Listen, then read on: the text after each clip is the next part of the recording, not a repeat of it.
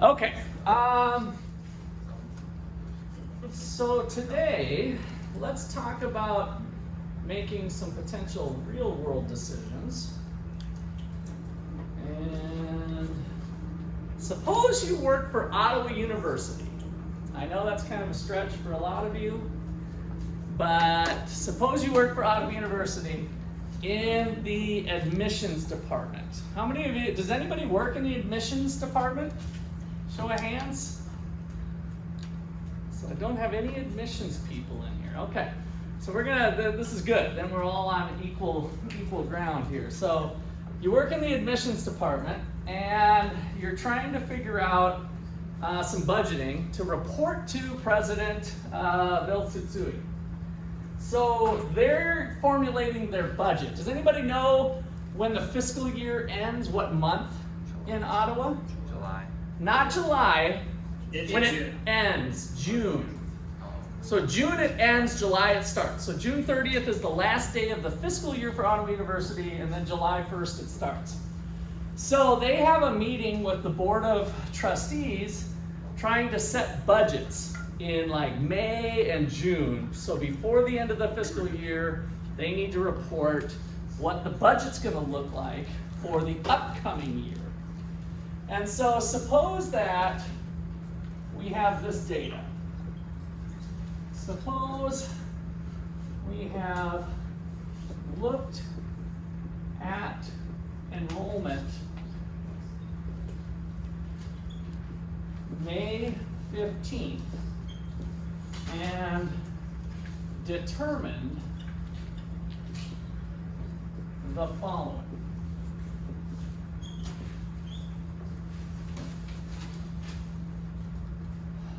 For the start of class, fall term start, there's a 60% chance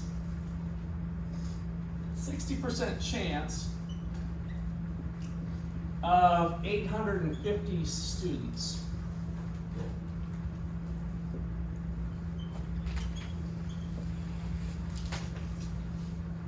And there's a 20% chance of 800 students. And they think there's a decent chance that there could be more, a 20% chance of 870 students.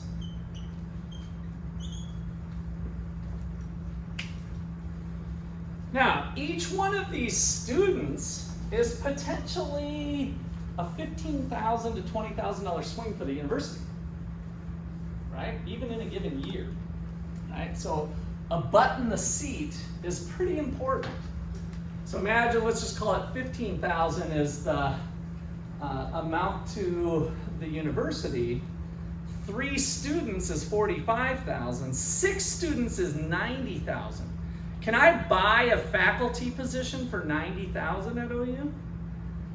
Yeah, in fact, we pay less than that, unfortunately. We're not one of the better paying, we're trying to work on that with faculty, but you can buy some faculty positions, among other things, with just 6 more students, right? It's a decent swing in the budget. Now, on the flip side, if you budget for 850 and you only get 800, guess what we might be doing on the budget? Snip, snip, snip. Have you guys heard anything about that? Have you guys had some talks from President Reg or President Tyner over in Arizona, or President Bill, Chancellor Bill? So we might need to do some cost cutting, right? So if this is the picture in May as you're establishing the budget, what is the appropriate number of students we should budget for? So remember, we're budgeting for the upcoming year. How many computers are we going to buy? How many people are we going to staff for the various services? Are we going to do some deferred maintenance? You know, that roof is leaking over in the dorm. Should we repair it this year, or should we just keep the bucket under it for the upcoming year, right? These are real questions that are determined by this. So what's the appropriate number to put in the budget? What one would you guys pick? Do we pick 850? That's the most probable? All right, what do you mean? You say the average. What do you mean by that, JC? Adding them all up, dividing it by 3. Okay, so add them all up. So let's take the JC recommendation. Take the average, which is 850. Those of you who have a calculator available without a phone attached to it. 840. 800 plus 870 divided by 3 equals what? 840. Any other suggestions? Yeah, Noah? You would multiply the probability by the students and add it all up. Okay, what does that mean exactly? Tell me. So we can multiply 60% by 850. Okay, hold on. 60% times 850. Yeah. And then add 20% times 800. 20% times 800. And then add 20% times 870. 870. Okay. And somebody with a calculator, you want to come up with a number for me? 844. 844. Now, no big deal. 4 students is 4 students. Or 4 students is, I was telling you, 15,000 ahead. Is that significant?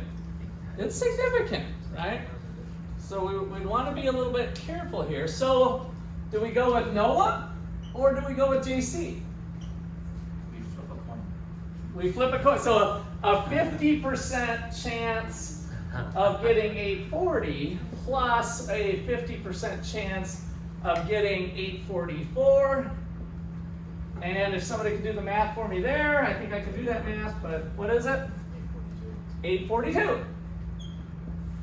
All right, so there's another suggestion. Do we go with 842? Do we go with 844? Do we go with 840? What's the right number? Is 2 students significant? $30,000. How much does a GA cost us at OU? Anybody know? $7,000 Is that it? for 1 year. So $7,000 times what? 4 GAs. Could 4 GAs be significant to our operations?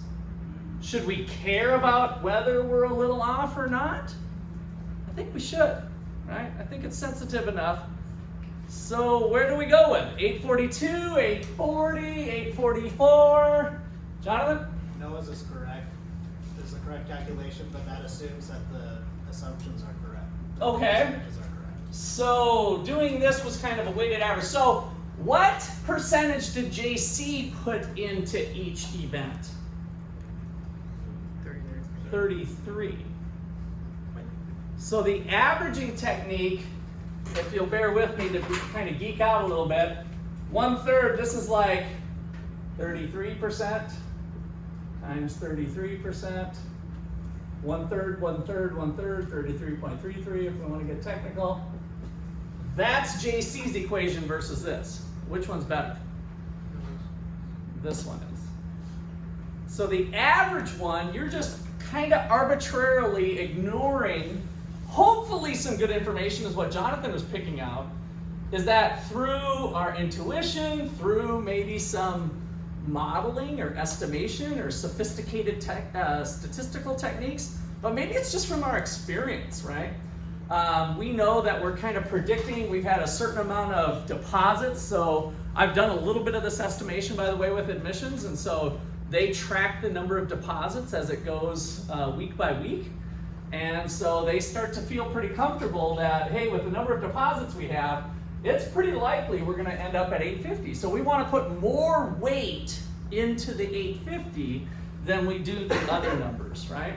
But it's absolutely true. How much weight do we put into each one is important as we decide the right number. So a lot of this comes to, what's the best information? We're continuing to blur the lines by throwing a 50-50 in here and a compromise of different sorts. Here we just kind of equally weighted it. So we want you guys as MBA students to be a little more thoughtful than just kind of spreading things out evenly or compromising.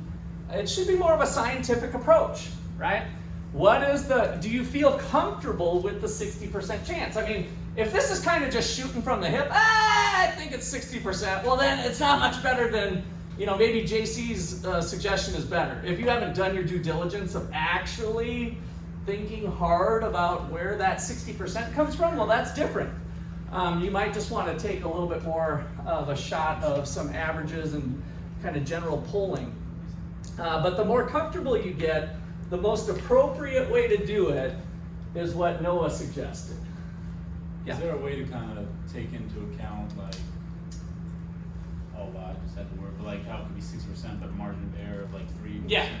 Yeah, so as we get it, we don't really get into that. A small part of me wishes we would, but yes, so we can get into a 5% confidence interval that's the right number, and so we can have a margin of error of plus or minus.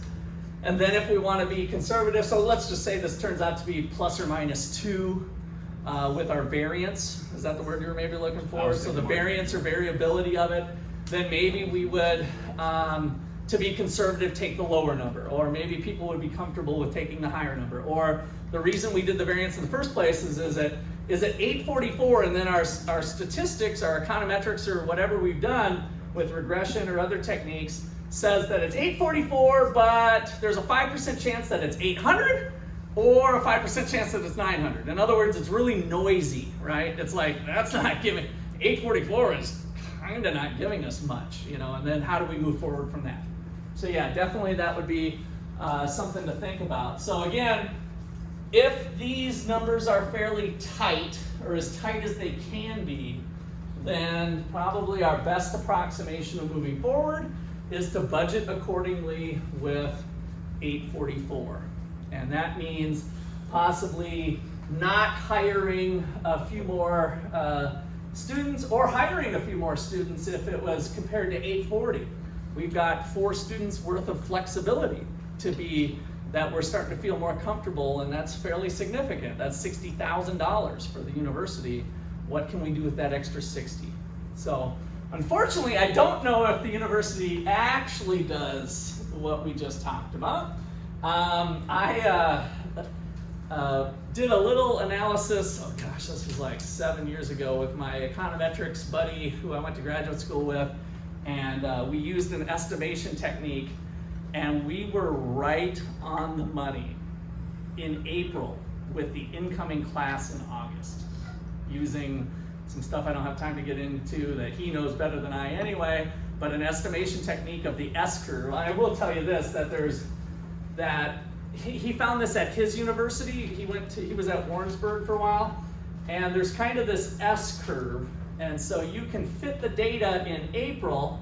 So if this is April with deposits, and then you just extrapolate that to August, and it was 846 was the number of people, and what we predicted in April was exactly what we had in August. Now that was weird, like that was just total luck, I'll admit it, but it was pretty powerful at the same time as far as estimating what we would have in August. It was shocking, actually. So it was a pretty good estimate at that time. Okay, any other questions or comments? All right, so that's what this chapter 17 does, is it starts to look at our uncertainty, dealing with uncertainty. Yeah, let's see if I can get this thing coming on. I think it's starting to warm up.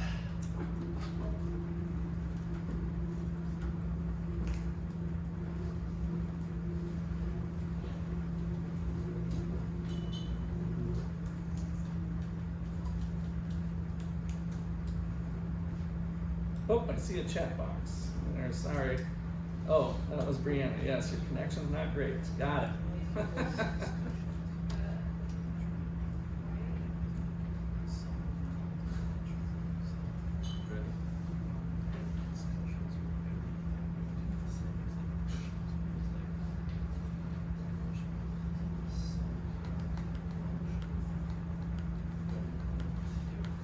All right, here we go. So making decisions with uncertainty. So here's a little case to give you another example. So a large telecom supplier, TeleSwitch, was selling its product through distributors. So give the rest of that a read.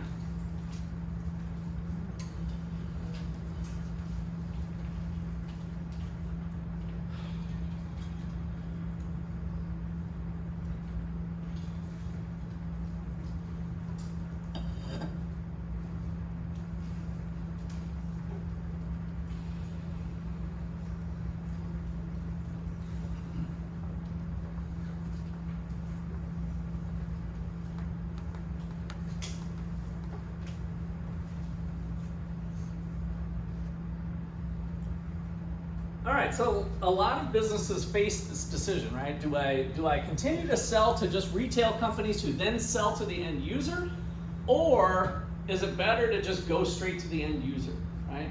And so that's what they're struggling with. They don't know for sure what's going to happen if they lose some small customers or if they lose their big customer because they don't deal directly with them. So how should we analyze the decision? So thinking back to what I did with the OU example, what would be, somebody walk me through a reasonable way to approach this problem? I don't see a lot of hands shooting up in the air. Donovan, you ready? Well, you take your profits in each scenario. Okay. Your potential losses in each scenario, and you weight those according to your probability of losing suppliers or losing customers. Okay, good. So that is one of the kind of key insights to analyzing decisions under uncertainty, is to say, well, what do the two states of the world? We all do this, right? We're all like, oh, but if I do this, then this might happen. But if I do this, well, then this might happen. And oh, I just don't know, I'm stressed out, I can't make a decision, right? So the first step is to identify kind of the states of the world that are possible with various choices. So identify the state of the world under various choices. Oh, I could lose all my customers, or I could lose a fraction of my customers, or whatever that looks like. You kind of have to use a little bit of your imagination. It might take a little bit of creativity. I'm teaching my leadership of creativity and change class right now, so that's kind of on my mind. To really think hard about what the states of the world are under each scenario. And maybe there's multiple states, and maybe there's just a couple. So identify the state of the world. And then step number 2 is to assign a probability of each state. Assign a probability of each state. So I think that this will happen. Well, what's the chances of that happening? Well, I think it could happen, but it's only maybe a 10% chance of that happening. I think 90% chance this is going to happen, right? Between 2 states of the world, or maybe it's 3 states of the world. Now, with all the states of the world that I have, what's true of the probabilities? They have to add to 100, right? So when we assign if you have 5 states of the world, or 2 states of the world, or 3 states of the world, the key thing with probability, one note here, is that the sum of the probabilities have to equal 1, if we think of it in fractions or percentages. So note the sum of the probabilities of each state must equal 1. Or, if we're thinking of it in percentage terms, 100%. So a 90% chance and a 10% chance, or an 80% chance and a 20% chance, or a 70% chance, a 20% chance, and a 10% chance. Whatever you're doing with however many states of the world, we are saying that one of those things is going to happen in terms of how we approach the problem with the model that we're putting together. Okay, any questions or comments on that? All right, so what we're doing is we're laying out the math for a binomial random variable, x. So what we did with our problem with the enrollments is to say, here's the state of the world, x1, x2. Well, what is the expected value of that variable? It's the probability that x1 will happen, and then 1 minus the probability with a binomial is that that's going to be the other. So if it's a 90% chance of this, 1 minus 0.9 equals 0.1, right? So the two sum together. And if it's a trinomial variable, or even if there's 5 of them, whatever it is, one of them will be 1 minus the others that are left. So it's the probability of the event happening, the outcome or the benefit, profit, revenue, whatever the variable is being measured. That is my expected value of the outcome. Okay, cool with that so far? Cool as you can be. I see somewhat of a smirk there. Not sure if that's a good smirk or a bad smirk. Okay. All right. So back to our problem with teleswitch. So if they sell through the dealers, they've come up with a 60% chance of losing large customers. If they sell directly to large customers, then they might have a chance of losing the dealer distributors of 0.2.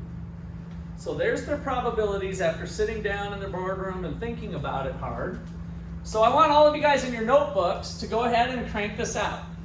Crank this out. You can just set up the problem. If you don't have a calculator handy, you don't even have to calculate it. But write out the equation like I did 3 different times with setting up the probability and what we did with the binomial problem. So one choice is to sell directly to large customers. The other choice is to sell only to the dealers. And then here's the profits associated with each outcome, the states of the world. And what is the expected profit? Give you a couple minutes to think about that one and write down some stuff. Be brave, just start writing, set up. You're trying to figure out what, so on the left-hand side of the equal sign should be expected profit. Expected profit equals blah, whatever you're blahing.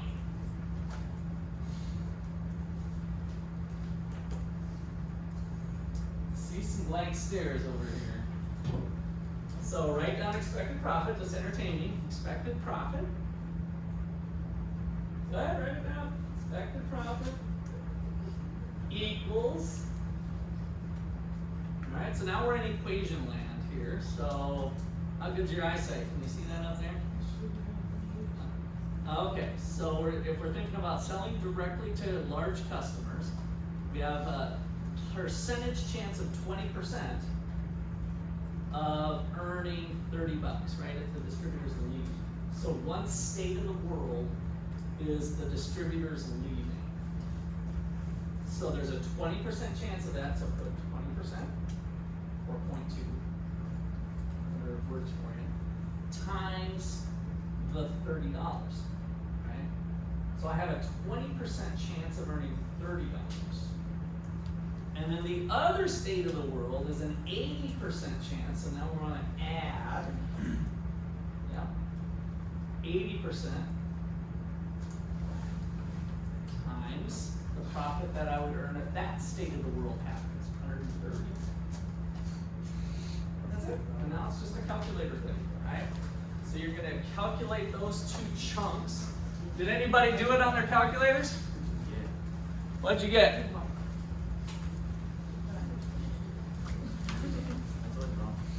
So expected profit with, this is the directly to large customers. 110. So let's call this large. 10,000. So you guys came up with 110, and the expected profit of only through the dealers, 7. Negative 70? 112. 112. I was gonna say, it can't be negative. You got a 60% chance of getting $100. You got a 40% chance of getting 130. I got 112. 112. Brianna got 112. Sounded like I heard there's a couple other 112s. So, those are the expected profits. You are a profit maximizer. What should you do? Sell only to dealers. Sell only to dealers, right? So now we're back to that marginal analysis of looking at the benefits at the margin. If I make this choice, I make 112. If I make this choice, I make 110. I like to maximize profits, so I'm going to choose to do this. So that's actually the discussion that would go on in the boardroom, right? And now to, I think it was Jonathan, might have been Noah, maybe it was you, Noah. Sorry, one of you two. How comfortable are we with these probabilities, right? So if there is some variability on this, let me go ahead and show these. There's the 110, there's the 112. What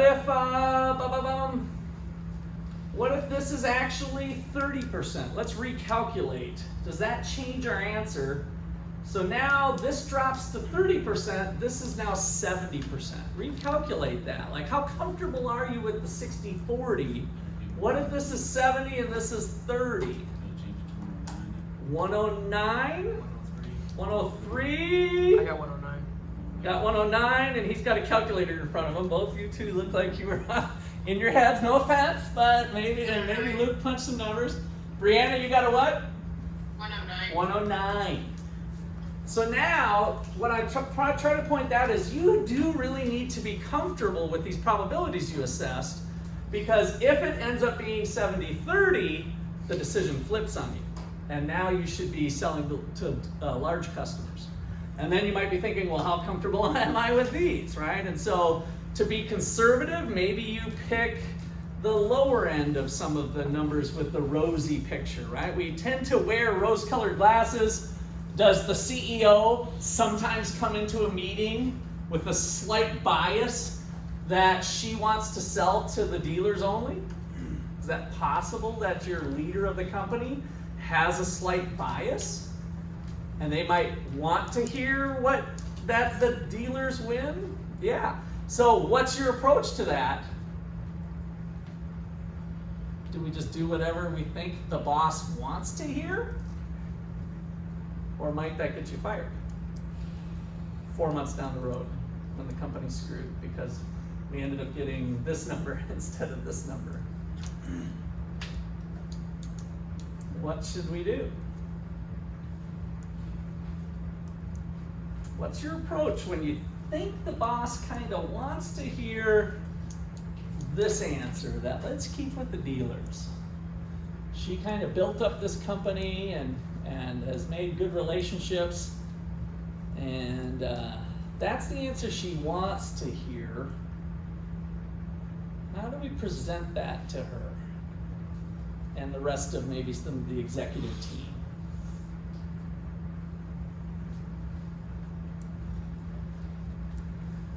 Should you play into that bias?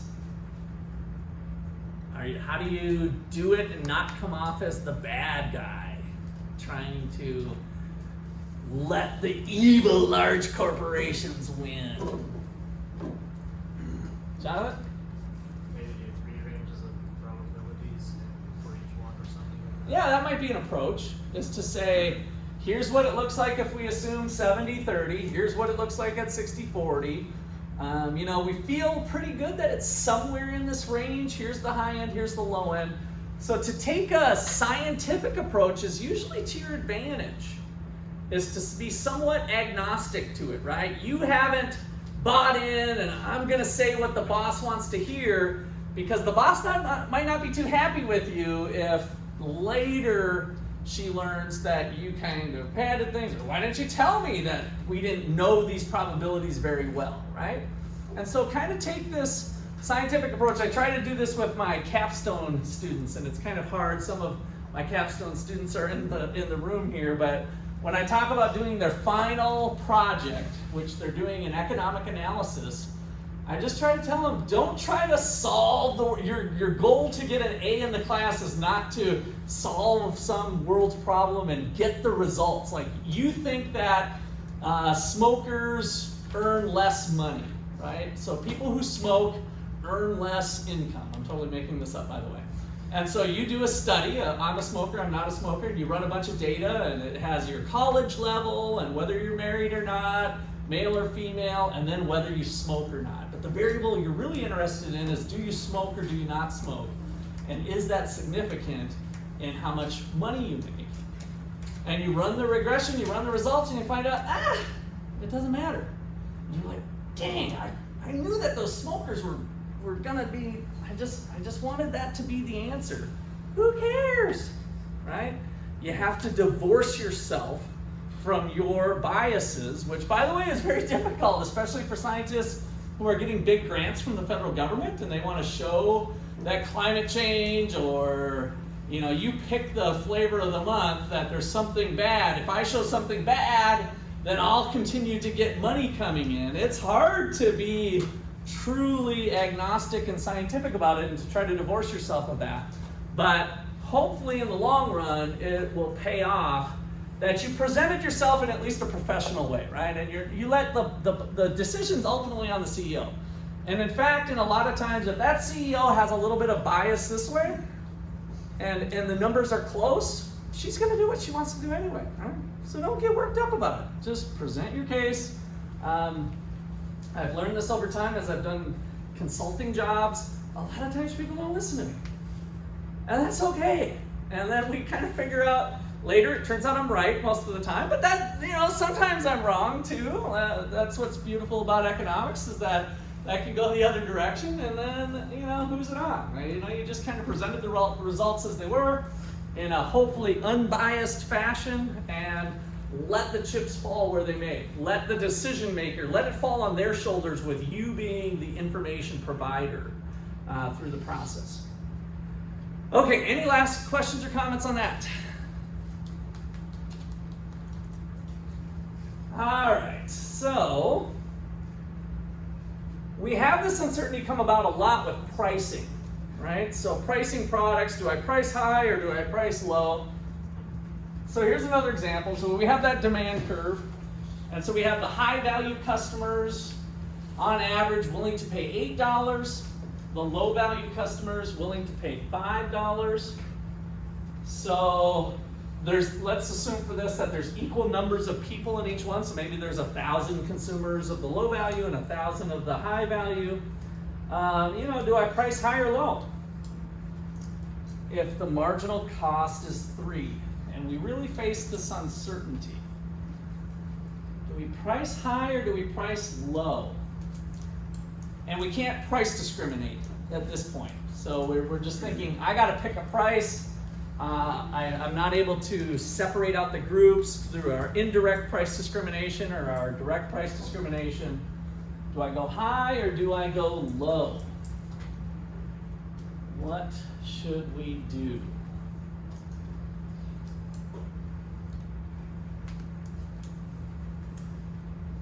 What do we know if we price low? Who are we going to sell to? Everybody, right? So when we price low, we're going to sell to the low value customers, but we're also going to sell to the high value customers. So if I price at $5, I'm making $2 on everybody. So if I have 2,000 people, 1,000 are low value, 1,000 are high value, I'm going to sell 2,000, and so we got the $2 thing going there. If I price it high at $8, then I'm only going to sell to the high value customers. The low value customers aren't going to buy it. But I'm going to make $5 on each customer. And so this really comes down to a little bit of a elasticity question on how much is that worth to me. So I've got a $5 profit on half the group, or a $2 profit on the whole group. All right, so that's kind of the setup.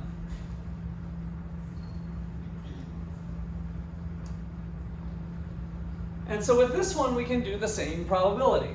So we could have used like the fraction of the population, like I said, 1,000 of each, 2,000 customers, 1,000 of each, or we can just say 50% of the population. So if I price high, what are my profits going to be? I'm not going to get any of those low value customers, so I get a 0 off of the low, but I get the high price customers and a profit of $5 each with that probability, which gives me an average price with those averages with the weights accordingly at 50-50 of 250. Whereas if I go low, 50% chance of getting 2, 50% chance of getting 2. In other words, I'm going to get everybody, and so I have a profit of 2. So what do I want? Should I price high or should I price low? Price high, right? So 250 is going to maximize my profits. So another example of applying that logic.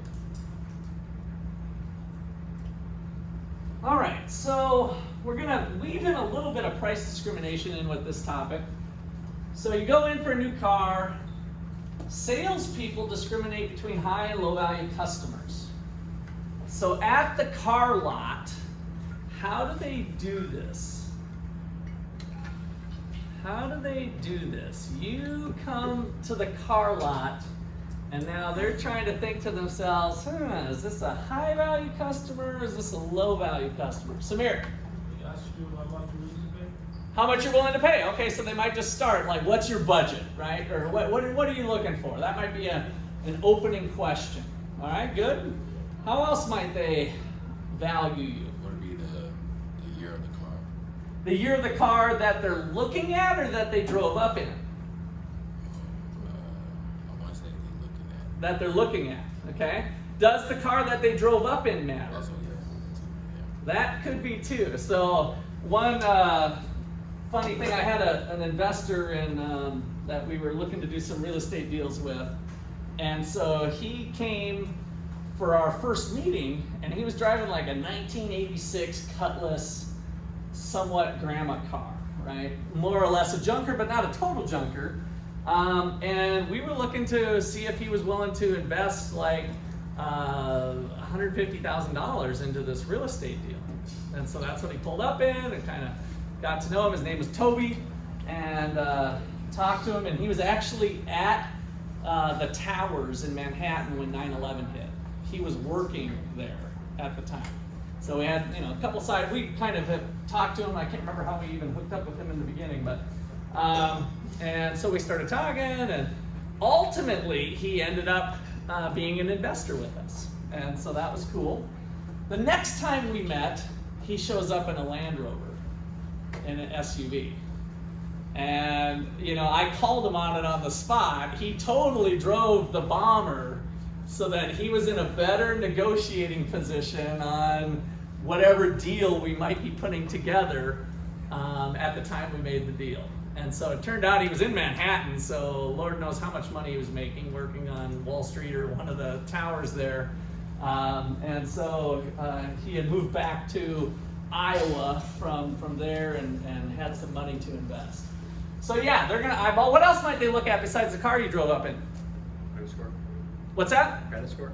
Credit score, okay, sure. Yeah, I might need to run credit. What you look like, how you dress. Yeah, your dress, what are you wearing when you come up? Maybe even how do you talk? You got a little slack jaw to your talk, or are you sound very sophisticated, and so what watch do you have on? So all of this stuff kind of rounds out possibilities for negotiations. And so last week we talked about thinking about the gains and the cost of walking away from a deal. And so part of putting yourself in a good position might be to dress one way or the other. There might be other negotiations where you want to look like you've got a lot of money or something, right? And so you put on your best, even though you never wear stuff like this, and you borrow somebody's car. So one of the first dates I had with my wife when we were 18 or 19, I had a 1971 Toyota Corolla that I had spray painted black because when I was in high school, I bought a super hot rod, a 1971 Chevelle SS with the stripes, and it was a super sweet car. But I sold that to buy my first duplex at age 18. And so I was driving around this Bomber, and then I was lucky enough to get a date with this hot chick that was in my algebra class in the first semester of college.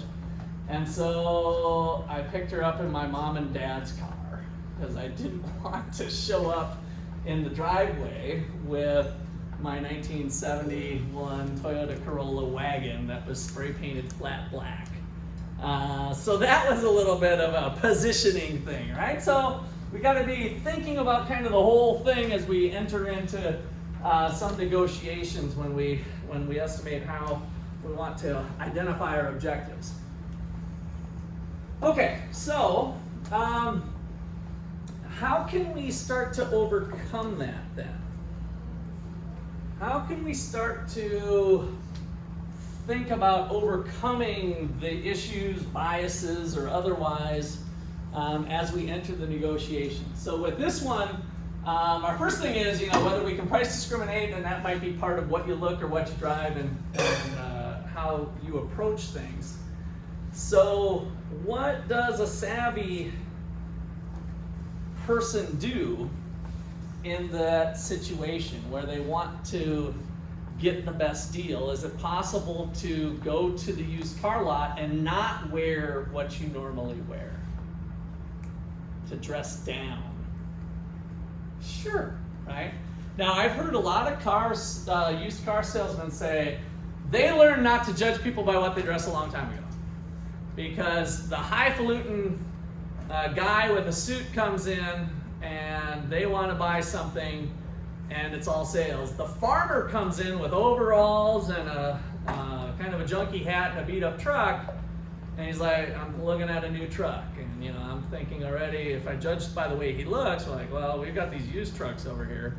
And he's like, no, I'm looking for one of the brand new Chevys.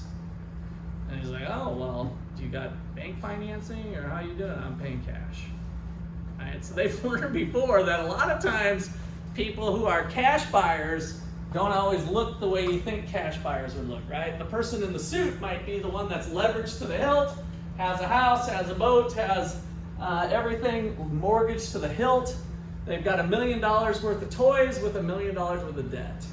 Whereas the farmer comes in and they've got $1 million worth of farmland and equipment, and they got zero debt. And they've got $100,000 in their account, and they are going to cut you a check today for that brand new $65,000 4x4 Silverado Z71 truck. And so a lot of those used car people, when they're young, they might make that mistake. And they probably get pretty good at eyeballing even the rich farmer that comes in because they're not playing around. But so you kind of got to pick and choose your battles. Anybody else got a story or anything related to that? Maybe you dressed down for something or dressed up for something, JC? So I bought a TV on Facebook Marketplace. It was a 2021 model, 65-inch. It was worth about $1,800 new. It was only a year old, and the guy was leaving his house real soon. He didn't pack up and go. He was offering it for $800. And I told him like, hey, I just finished landscaping in Lawrence, and I literally only have $300 on me right now. I'm an international student, so I can't really make any money, so I need to put the table cash jobs. And I was like, I can pick it up today, but that's all I have. I don't want to be lowballing you or anything. And then he's like, sure, come around. So then he picked it up. That is a good one. Now, sometimes the best lessons we learn in negotiating are when it's true, and I'm guessing that was close to true anyway for you. Maybe you had another 400, or you had an extra $100 or something. But it is amazing sometimes the things that you learn when you're really in that position, but you want it. And so always be willing to ask. Yeah, that's a good example, and something that I go through with personal finance students in negotiating as well. Anybody else with any stories you want to share? Okay. All right. So let's talk about error cost. So give this one a read.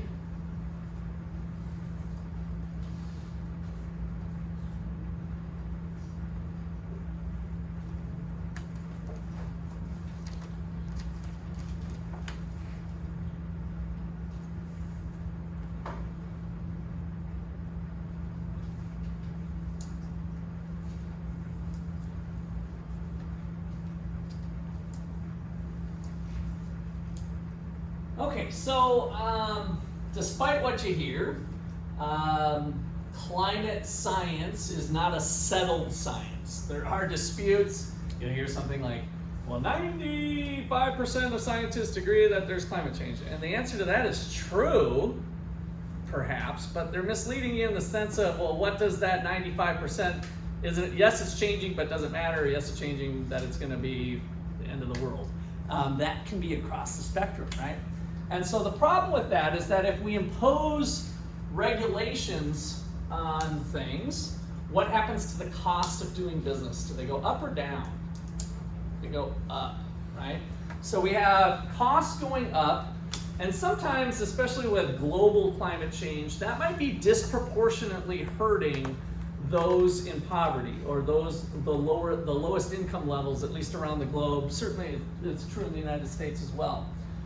So when we impose a cleaner carbon footprint, then we have prices are going to go up, and that might disproportionately hurt the poor more than the rich. And so the point is that there is a cost to doing that. And if it's not a settled science in the sense that we all know 100% that this is going to happen, but rather it falls into this realm that we've been talking about. Maybe the Earth will warm to X degrees by this year. There's maybe an X% chance of that, but there's an X% chance it won't. And so how do we deal with things that are a little further out and might not necessarily have profits associated with it? So that's what we're looking at with this error cost. Does anybody, have you heard of that before in other classes or maybe other spots, of a type 1 error versus a type 2 error? It's kind of different ways of screwing up. Like, you messed up, you made a mistake, you were wrong, but there's two ways of being wrong: a type 1 error and a type 2 error. Give me an example of a choice you made with wrong. I won't have you identify whether it's type 1 or type 2. But of being wrong. Testing a hypothesis and you get the wrong answer of your hypothesis. So you change the status quo, and then hindsight 2020, whoopsie, I was wrong, right? So that's one type of error. What's the other type of error? Here's the status quo, and what do I do? No, You don't change it. you don't change it, right? So here's the state of the world, what we're doing today, maybe the current policies that are in place, right? And so one type of error is that we change the policy. Hey, we're gonna head a new direction, and the government's gonna spend this much more money, or we're gonna do this or that. And then after the fact, we're like, whoops, that was a waste of money. Turns out we didn't need to do it. New research came out. You guys heard about the Alzheimer's thing? What did we learn about Alzheimer's here in the last 2 to 3 weeks? Some breaking research came out. Sure. That they faked the initial findings? Some of the stuff was faked, yeah. There was a little bit of corruption on kind of the impact of some drugs, right? I don't know if anybody else wants to add. I don't honestly know that much about it, but some of the things that they said, that this was a drug and this is the way Alzheimer's work, and if you take this drug, then it'll make it better. It turned out they were wrong at that time. Now, there was quite a bit of money at stake for the big pharma and other people that might have been involved with that. So the point is, one way of making an error is, here's the status quo, here's the way we're living life, here's our climate regulations to kind of tie it back to this example. We can change climate regulations and make them different, and then we move to a new state of the world with new regulations, and then we're like, later we find out, oops, that was a waste. We didn't need to do it. It turned out there was no relationship between these two variables. Or we can keep the status quo, and then we'll find out, oops, I guess we are going to burn up. So it comes to 2030, and the average temperature in Kansas is 130 degrees. Whoopsie, I guess maybe we should have changed the regulations back then, right? So that's a different type of error. Maintaining status quo versus making a change, and maintaining status quo and then finding out, whoops, we should have changed, hindsight 2020, or changing status quo and then finding out, whoops, we didn't have to change. So those are the distinctions between a type 1 and type 2 error.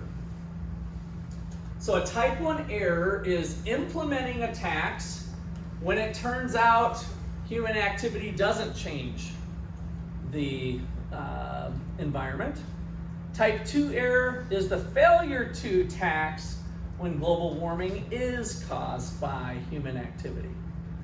And so now we can kind of set things a little bit different. Well, what is the probability, or what is the consequences associated with each type of error? And so it's a different way of thinking about the problem. And then we just do our thing of, well, what is the least costly thing?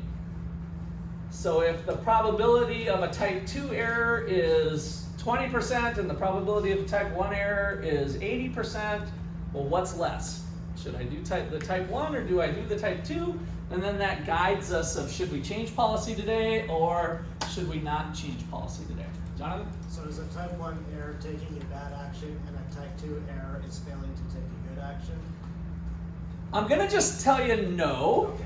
And the reason I'm going to tell you is due to my brilliant PhD economics professor, Harvey LePan. And so what he said is, you can't judge a decision ex post. You can only judge a decision ex ante. Do I have any people that know some Latin? Ex post versus ex ante. Jonathan? Jonathan, did I hear you raise? Before the fact and after the fact. So ex ante is before the fact, ex post is after the fact. So to kind of tie this into Jonathan's question, what makes a bad decision or a good decision, and that's what's tough with this type 2 error, type 1 error, is that after we learn that we made a mistake because of the outcomes that resulted, hindsight 2020, whoops, I made a mistake.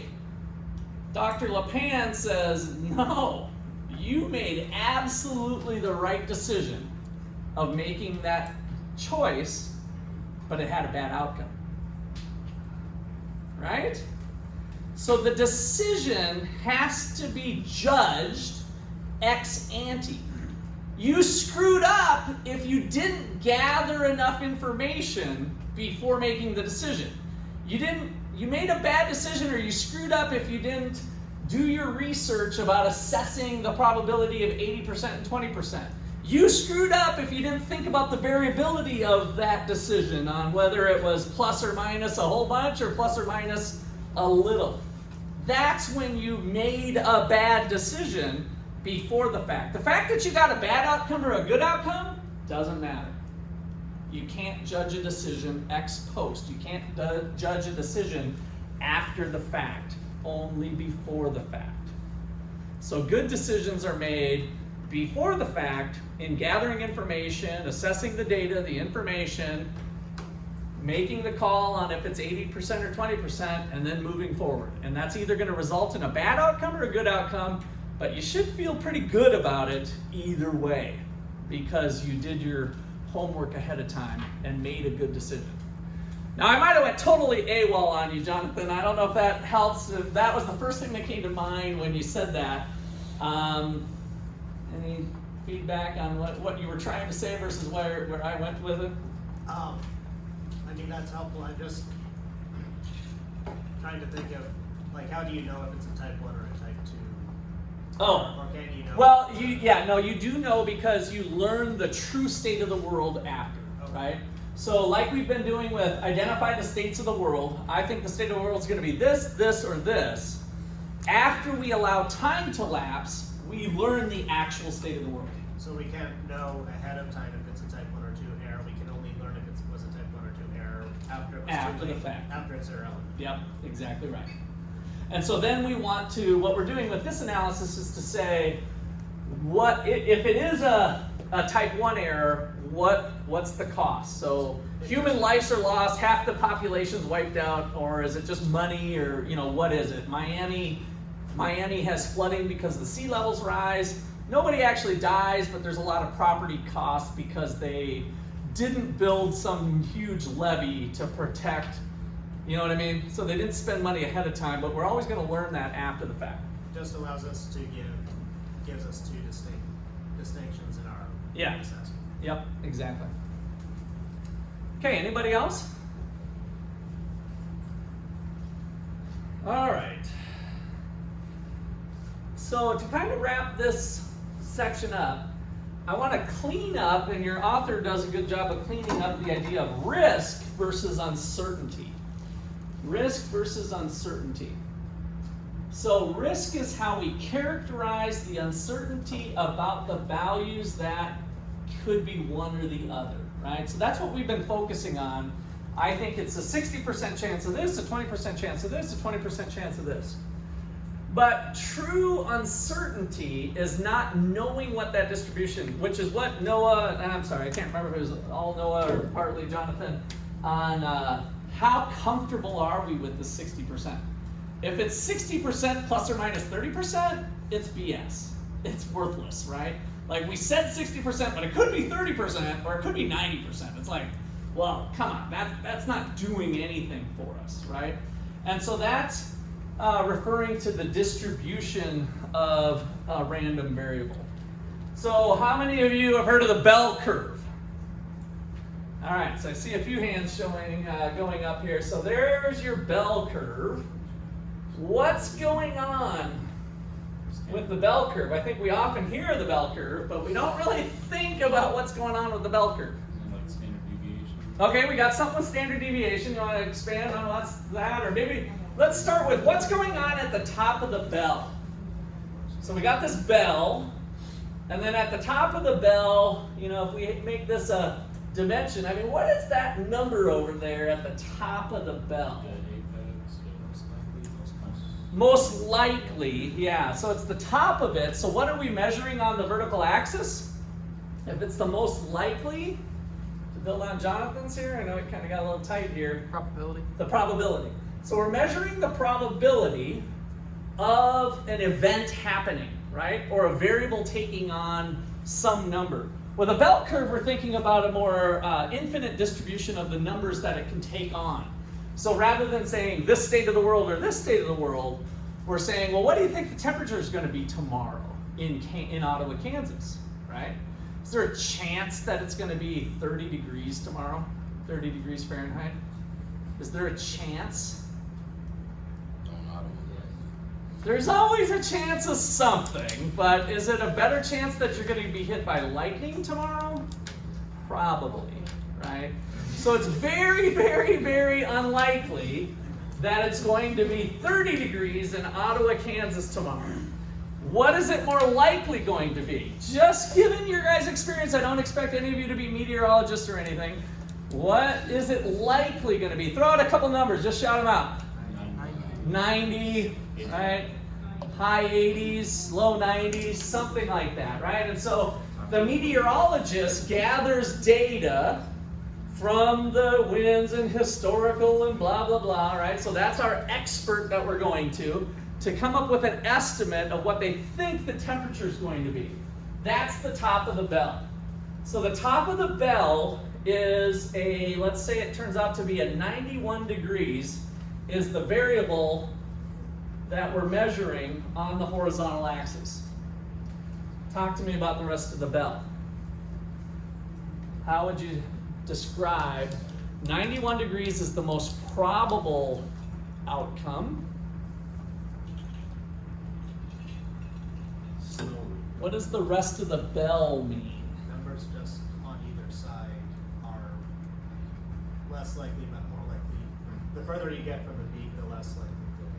Okay, so the probability's falling. Like 30 degrees is like way down here, approaching a lightning strike in terms of probability, okay?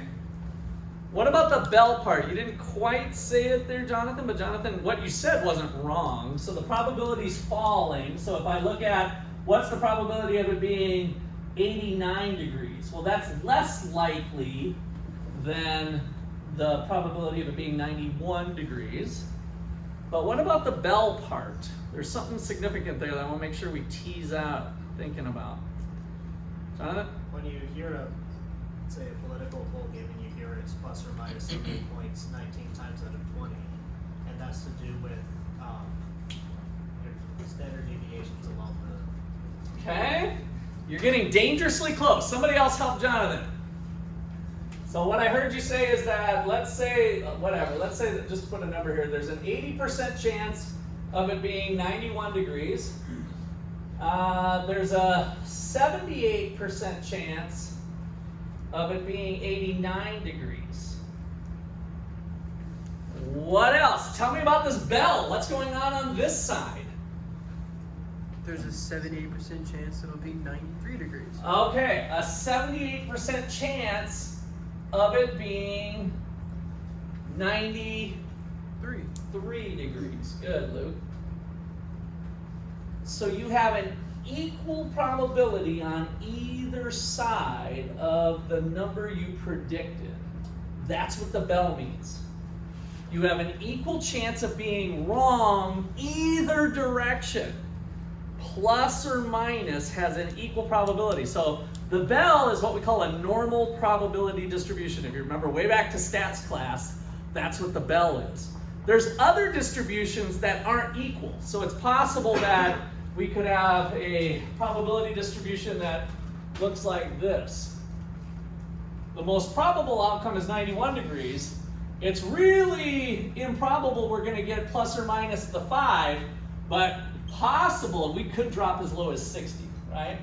So different distributions have a different shape. The normal probability distribution shows equal chances of either side of being wrong.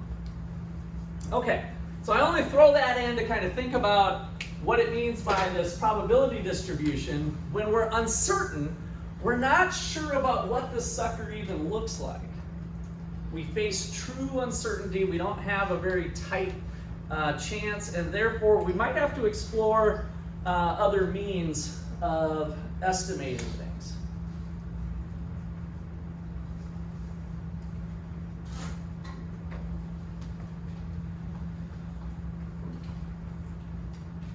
So when we look to markets of insurance, which we're going to talk more about later tonight, and financial markets, if you think you're taking on a risk, but you actually don't know the distribution, you might not be taking on what you think you're taking on, right? It's not a calculated risk. More importantly, it's not a profitable opportunity, which is where we'll get into in insurance markets. So why is the broker, maybe I should get to gambling, since I believe it just passed that Kansas is going to have gambling now. So you can have a bookie. Missouri, I think, passed it a while back. But DraftKings, I just heard an advertisement before I came in today that DraftKings is going to be opening in Kansas. And so you can place legal bets similar to Vegas, whereas before you had to kind of work around with buddies or something that could place your bets in other states because gambling was illegal. Now you can place those bets here. Why is the bookie willing to take on bets? What do they do? They're willing to take on your bet of $91 because they're going to take on bets from multiple people, right? Some that are thinking they're going to be lower, some that they're thinking they're going to be higher. And so by having either a service fee or a cut of the profits or something, the bookie, using the law of large numbers, can make money off of that, right? But the bookie has to be pretty sure about the probability distribution of the risk that they're taking on. Because if they take on too much money to one side and then have to fund it, then they're going to lose. So that's the way casinos work, insurance companies, financial markets, using financial products of forward markets and forward markets versus spot markets and options trading. All of that stuff is kind of engaging in risk versus uncertainty. When something can have a reasonable probability assigned to it through experience, through empirical evidence, they know the chance of a 25-year-old going out and wrecking their car. They know what those odds are because they've collected a lot of data from it. They're willing to sell you an insurance policy for X dollars a month. And they can make money off that because you might not get into a wreck, but somebody else might get into a wreck, and they know the probability of you getting into a wreck. So if one person gets into a wreck, they know that 5 other people aren't going to get into a wreck, and they've collected the money.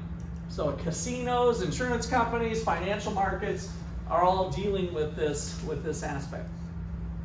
Okay, questions or comments there? All right, let's take our break here. So let's plan on, that's still a full 15 minutes, 20 minutes to the hour. 20 minutes to the hour. That'll give you a plus 15 break.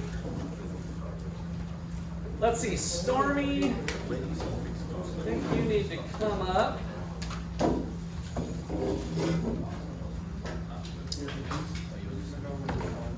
Could you do the same thing for that probabilities when like at like restaurants for what people are gonna buy? Like for like a meal? Yeah. Collect data on, and then also on how much, what you should price it at, you know, how much food waste you're gonna be. So, yeah, this enters into all those types of questions, yeah.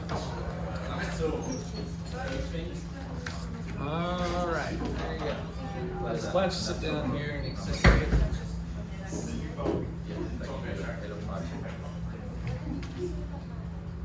I'm in the parking lot of Canterbury, so I thought she lived up there, so I gave it to the guy. Yeah, he said, "Did you go to the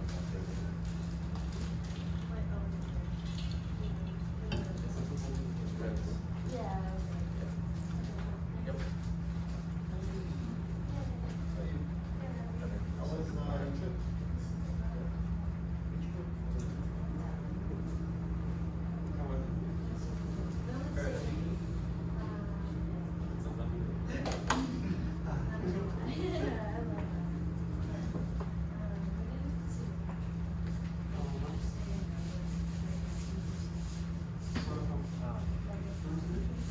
I wasn't confident in all of my answers on the quiz last week, and I know I must have missed some based on the date. I was just not sure how quiet it was that I gave you some choices.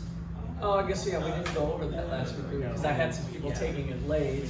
I was just curious. I thought I had probably missed I something. didn't just bring wasn't it. sure. I have it in my office. So let me grab, I'm going to go to my office anyway. I'll grab them and bring them back and you can look it over after class.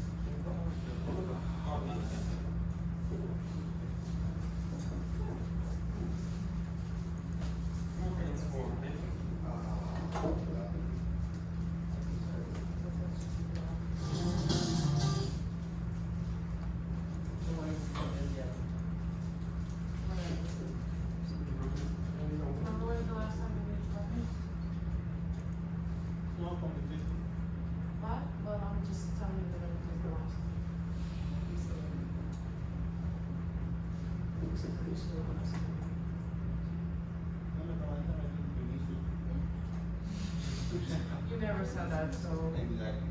This is why. You never said it, so. This is why. My niece was accused of putting it off. Your family full of model and some 62,000. What? Your family full of models. You can listen negative and should not.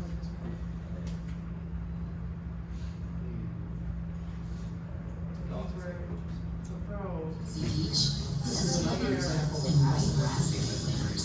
No artificial flavors to more purely favorites. The other part is,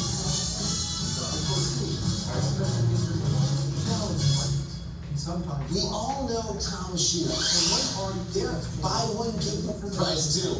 But the real one goes on is a guy named Blake Micos, poverty with his own piercing blue eyes. He decided then and there to devote his life. You know, with all the videos of shoeless children. That's what we call poverty porn. They find the most extreme situations and make it look like the most common situation. It takes away the agency of the community to be self-sustaining. Yeah, one study showed that. Look, towns may kind of act like they're a charity, but He's got fire insurance. An employee knows when he's been working on a building, whereas the manager maybe does not. The employee might choose to keep off rather than his job.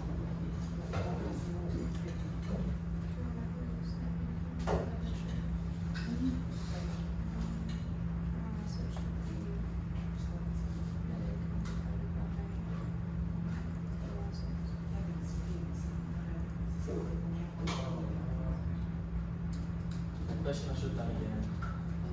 And these two are on the balance sheet. And then come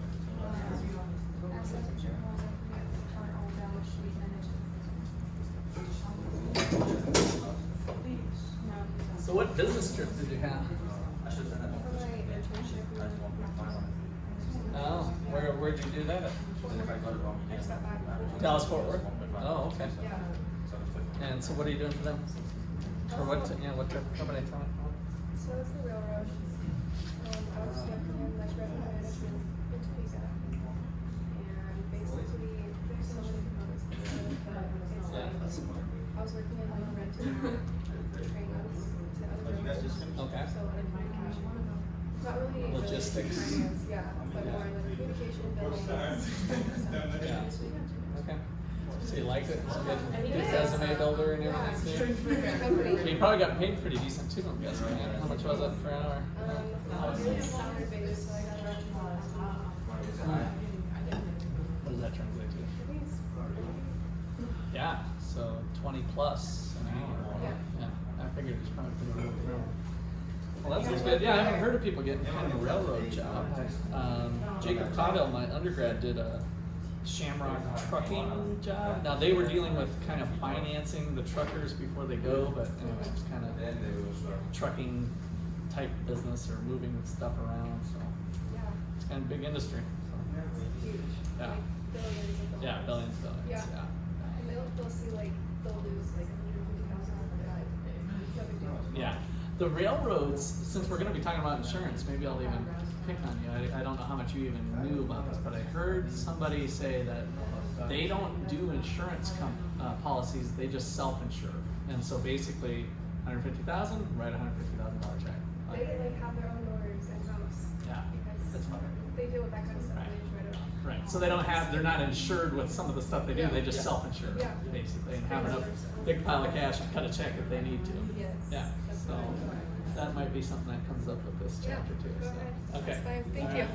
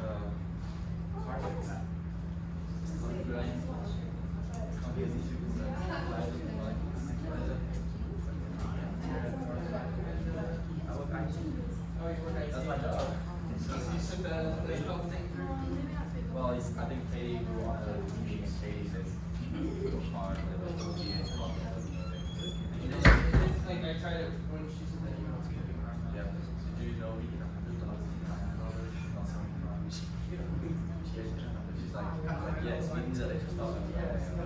It's extra.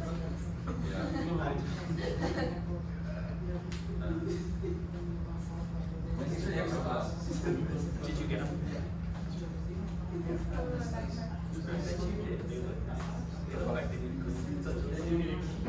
When's the next event?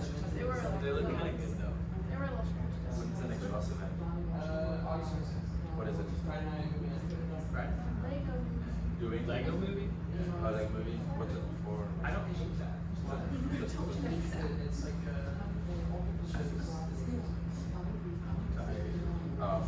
When's the next summer? we were thinking of probably or early spring. Do you have any more of those terrariums going this semester? Yeah. When? What time's your break? It's just a little while. 7:14. It's like 20 minutes, so I think. I enjoy that. I need money. It's $5 an hour. $41 a month. So I look to me, I'm just, yeah. You're like 3 months. But I think the yearly tuition is $7,000.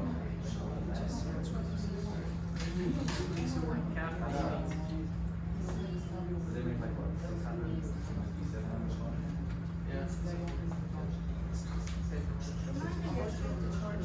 Are you still living in the same place as Wilson?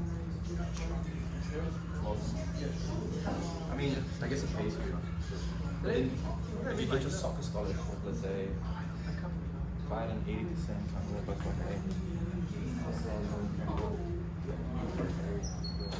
I get 5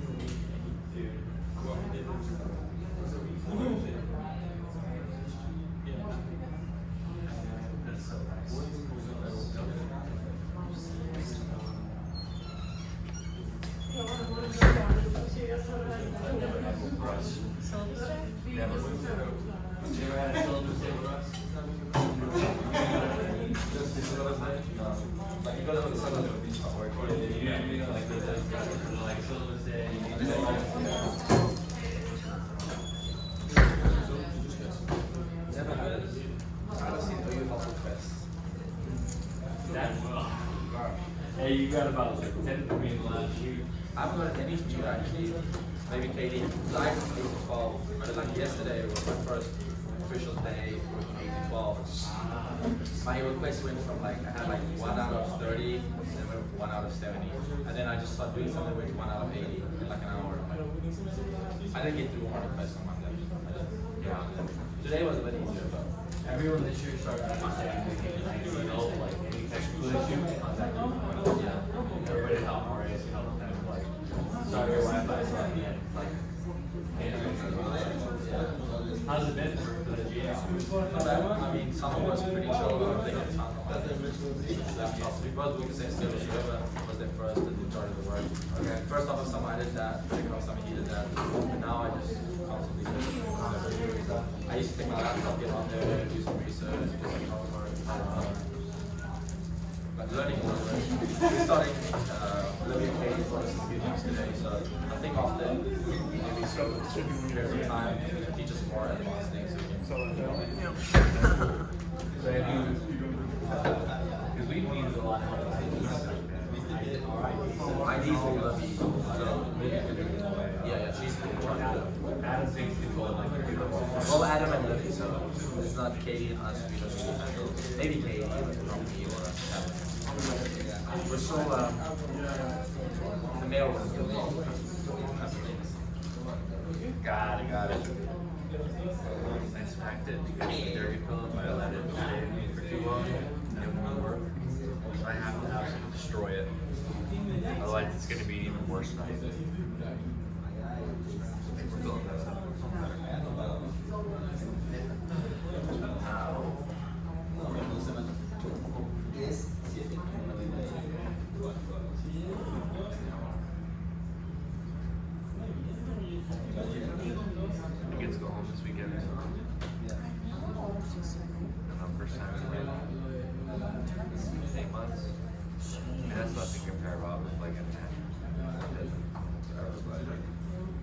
Several in the long run.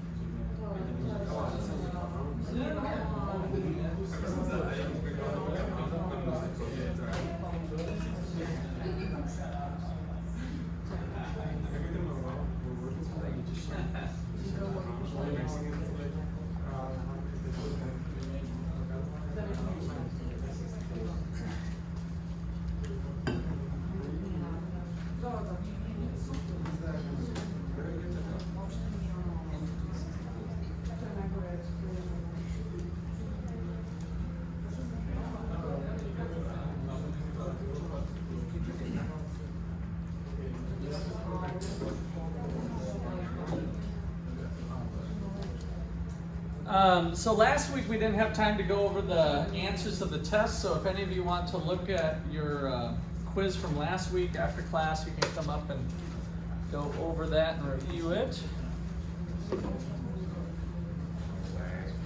So, let's get rolling again here. Do that.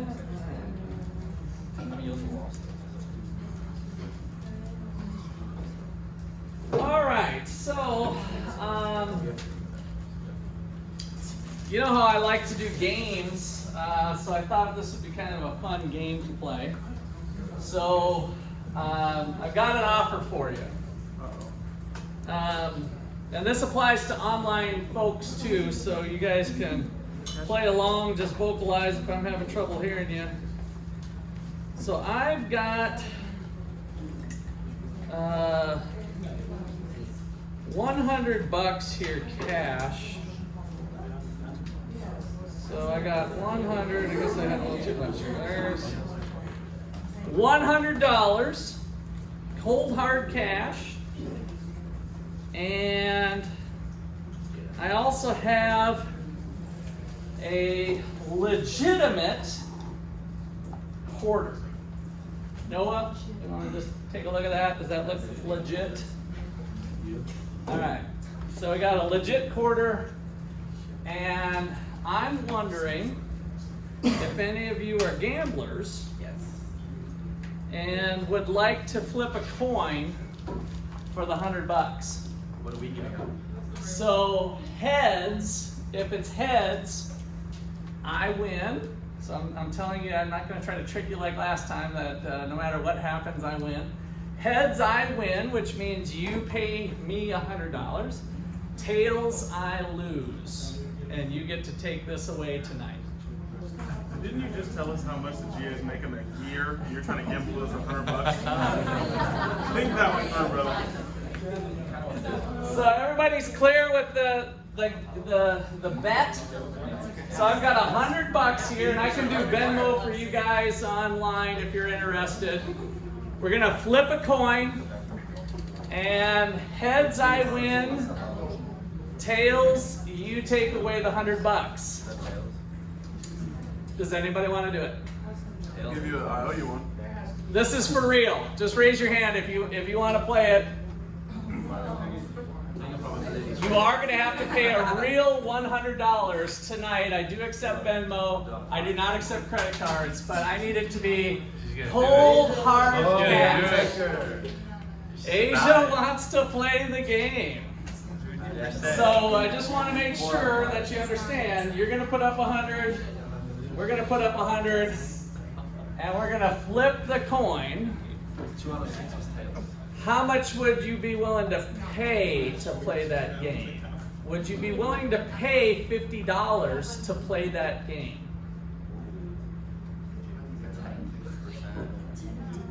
So you have to pay $50 to play the game. We'll flip the coin. You'll get 100 back, which is doubling your money, right? Just to make sure we're all being clear. Or you don't, you lose it. I'll do it. You want to do it too? Yeah. So you're going to pay $50. So let's make sure we're all being clear here on the bet. The bet. You think I care? It's like rolling Number one. Pay $50 to play. So you pay 150 then? No, so you're gonna pay $50. You have to cut a check for $50. You have to upfront pay $50. Up front? So you But- have to pay that too. I'm providing the pot. So I'm gonna pay you 100. So if heads, you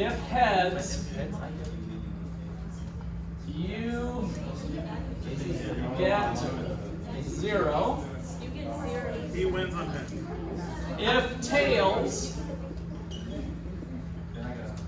you get $100. So with certainty, you have to pay 50 to play this game. But you will double your money to 100 if you win. You'll walk away with 100 in your hand. You gave up 50, but you walked away with double the money. No. I thought I'd get the 50 and the 100 back. Well, why would you do that? That's your game. I might be willing to play that one. Like I pay you 50, and then if I win, I get 150 back. Then I'll do it. Okay. Well, we can talk about variations, but this is the game. So Asia was my first one. Asia, I'll take Venmo. You got to commit to $50. I want to know that you got $50. I would take a check too, because then I can always sue you if the check was bad or something. But so I'll take a check, but I can't take credit cards. But you pay $50, and then we'll do this. We'll flip the coin, and that'll be the results. You'll either double your money from 50 to 100, or you'll never see that $50 again. Asia, do you want to play? Do you have Cash App? Do I have Cash App? I think I do, or I'll download it if I have to. So you're still up for playing? I haven't really looked online. Do I have any takers? I see the chat box. I don't know if the chat box. No way. So we got a no way on the chat. All right. So let's see what happened here. I'm trying to get the chat box full. Oh, okay. That was still the connection. All right. So it comes down to Asia, I think. Asia, do you want to play? I feel like you ruined it when you said have to pay $50 to play. Yeah, I know. It seemed a little easier. Like so basically what you thought you heard before was we'll flip a coin, and then you'll get 100 or you'll get nothing, right? Because that's how many people would like to play that one. You put up 0, and then we'll play that game. How many people? Show of hands. How many people would like to play that? Hopefully everybody should be putting up their hand. You get to play for free, and you've got a 50% chance of getting $100, or 0. No, you don't have to pay. I'm saying if we go to what maybe Asia was thinking about or not. I'm not sure this is exactly what you're thinking about, but you'd get to play for free. You don't have to pay the 50. That should be a no-brainer, right? I mean, that would be like, Noah, how about if I flip this coin, and if it turns up what it turns up, then you either get 0 and you put up 0, or it's a head. You get 0, but you put up 0. You had a chance of getting 100. Should all of you be playing that game? Yes. So now I posed you the tougher question of, are you willing to put up $50 to play that game? And I think, Asia, you've officially said no? Yeah. Okay, she's officially said no. So I have no takers. Everybody understands the rule of the game? So if you lose, you just lose the 50. Yeah, you just lose the 50. The max you're going to lose is 50. But you have to put up the 50 ahead of time so that I know you got the 50. I'm showing you I've got the cash right here. You're gonna walk away. There's a 50 and there's another 50. All right. So no takers. What is the expected benefit of playing the game? What's the expected benefit, the expected profit, the expected winnings? $50. The expected profit is $50. 0 or 50. Get out your piece of paper. What is your expected win? You know, your expected profit, if you want to think of it, or your winnings, or your expected benefit. So we do their cost benefit analysis. What do you have a 50% chance of getting? 0. And then what else do you have a 50% chance of getting? 100. So putting it back into the lens of what we've been doing, you have an expected profit of 50. What is your expected cost? 50. So is that fair? You have an expected cost of 50, an expected benefit. Isn't that kind of a fair bet? You're putting up 50. Remember, you're going to walk away with 100 for real if you win. So you are truly going to double your money. So your expected benefit is $50. Why isn't anybody willing to pay 50 to play it? It sounds like a fair bet to me. So, but I'm just an economist. People don't think like the way I think. So wouldn't your expected profit still be 0 because you got to take out the 50 that you paid to play? And that's only. No, this is your net benefit after taking that into account, right? So Asia gives me a $50 bill through Venmo. She wins. She's handed 100 immediately, so she's up 50. So your expected benefit So is of that playing. like a sunk cost then, the 50? Yeah, once it's gone, yeah. So you're just thinking about, is it worth playing that game or not? Okay, so let me change things on it. Suppose that I make it $70. The winning or the? The winning. So if we play, you put up 50, it has to be a real $50 bill that you put up. But now you could potentially win $70. You're getting 35. Would you be willing to play that game? What if it's 120? Yeah. Make it 150, you got it. Yeah. So now what we're starting to tinker around with is, what is your willingness to play the game? We already decided that if it turns out you put up nothing to play the game, then you were all in. So what's your number? How many of you would pay 40 to play the game? How many of you would pay 30? So now I'm going to start looking for answers. You guys online too. I'm going to throw out some numbers. Everybody comfortable with the game? Yep. So nobody wanted to pay 50 to play it. How many people would pay 40 to play it? No hands. How many people would pay 30? Did you want to go in on 40? Yeah. You're the risk taker over here. Okay. How many people would be in on 30? So Noah's in. We got 5 hands in. So you guys fork over by Venmo right now, $30, and then we'll play the game. You're okay with that? How many people would do it for $20? Okay, we added a few more. We got about half the class now, I think. I see you guys online. How many people would do it for $15? What did I just say? 30, 20, 20. What was my last number? 20? Okay. How about $15? Your real money has to be put up. $15. Anybody else jumping in now? How about $10?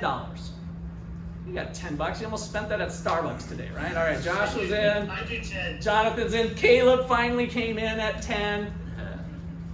All right. How many people are still out of the game even at the $10? So we still have 1, 2, 3, 4, 5, 6 people out. You do it for $5? $5. You have a chance. Like if we play this game, you put up $5. You Venmo me or you pull out of your wallet $5. You've got a 50-50 shot of walking away with 100. How many of you would play that game that were still out? All right, you're in, you're in. Just want to make sure we're all clear about the rules, because if you get the chance to play, you never know what crazy Professor McCullough might do. What's the rule?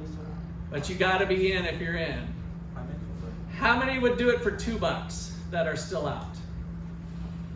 We were down to like 5 people. How many people are still out? In fact, let's just go around. Leland, what would you pay to play? I wouldn't. You wouldn't. And why is that?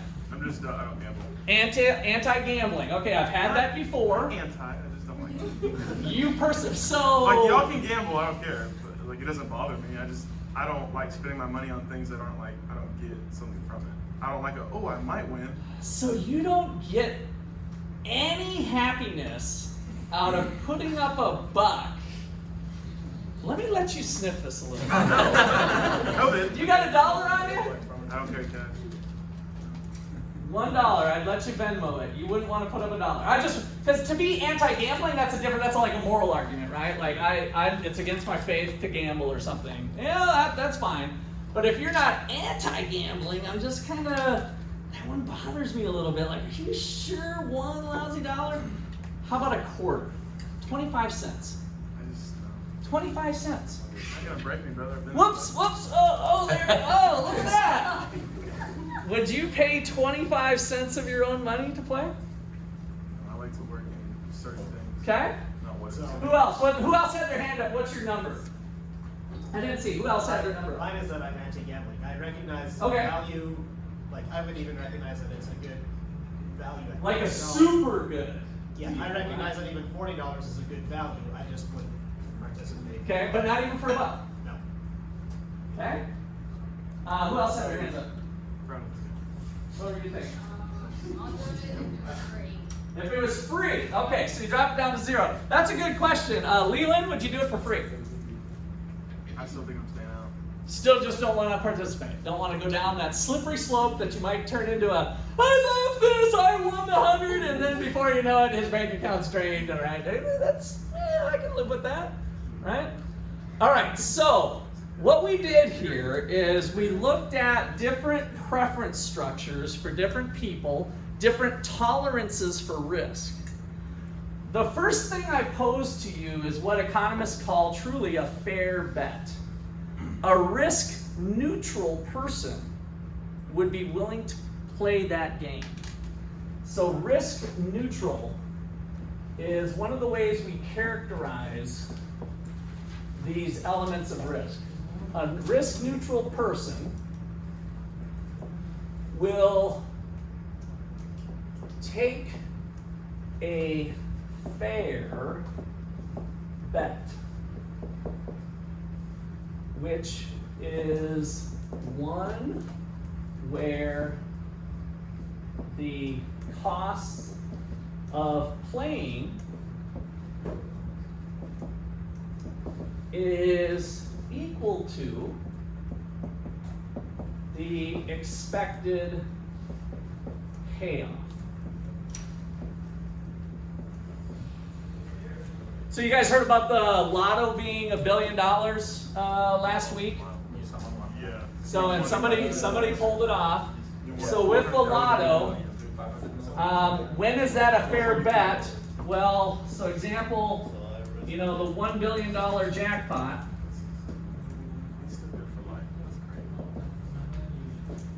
If it is $1 to buy a ticket and the expected payoff is 1 out of a billion odds, 1 over 1 billion times $1 billion equals $1 payoff. So if the odds of winning that jackpot were 1 out of a billion, of getting a chance to win $1 billion, then that's a fair bet. Now in reality, I believe when it gets up over like 500 million even, it's more than a fair bet. So the expected payoff is like, let's say $1.50 or something, right? As the payoff builds, the odds don't keep up with it necessarily. And so that's when people are like, I'm in, oh, maybe it could be me, and they're all getting excited about it. So when it could be more than a fair bet if the odds tilt that direction, which usually, again, when it gets up to like 500 million or something, it's in that type of range. And so we get a lot of people playing it, and then of course that increases chances of that does change the odds when we have that going. So, but that's the general gist of a risk-neutral person will take on fair bets. Most people, as I just did with this classroom experiment, are risk-averse. You're not willing to take on fair bets. So, key point. Most people are risk-averse. You're going to avoid risk, which means you are willing to pay to avoid the risk.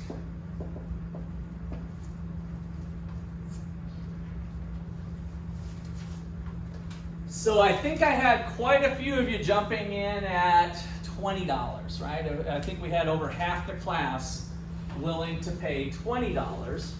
And so we have a risk premium then of 30. So if, from our example, if many people will play at a cost of $20, then there is a risk premium of 30. $50 minus the 20.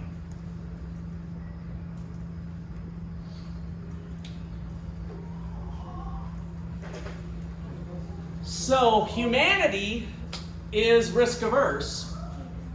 Who's risk neutral? Insurance companies. So this creates a market of a profitable opportunity. What is the chance of the loss? It's $50, right? But somebody's willing to pay you less than that. And so the insurance company or the bookie in Vegas, however, whatever game we're playing, has a spread that they can capture. And now it allows multiple people to play the game because not everybody's going to lose.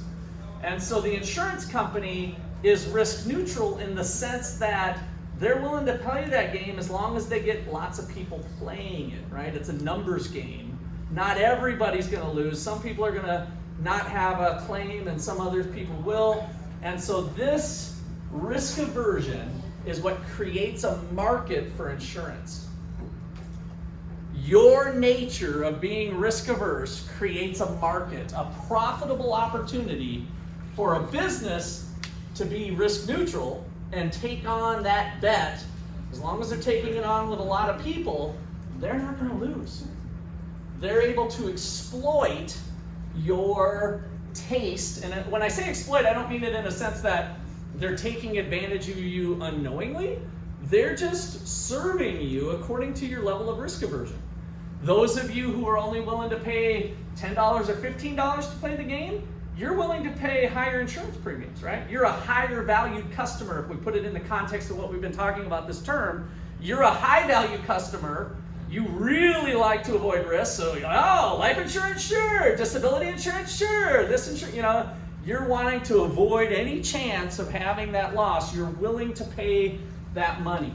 And so that creates this marketplace for insurance and for gambling and for other things where there is this uncertainty and risk associated with playing games. Okay, questions or comments there? Are we going to play the game? Nobody took me up on the fair bet. Asia was close, but then she bailed. If you make it 150, I'll say. So that's where we leave it. $100 sitting there. It's off the table now. I've proven my point. We got to move on to the next material, people. That's just the way it works. We got limited time here to cover all this exciting stuff. All right, so this next, actually, now that I think about it, I wanted to cover one more thing before I drop the screen.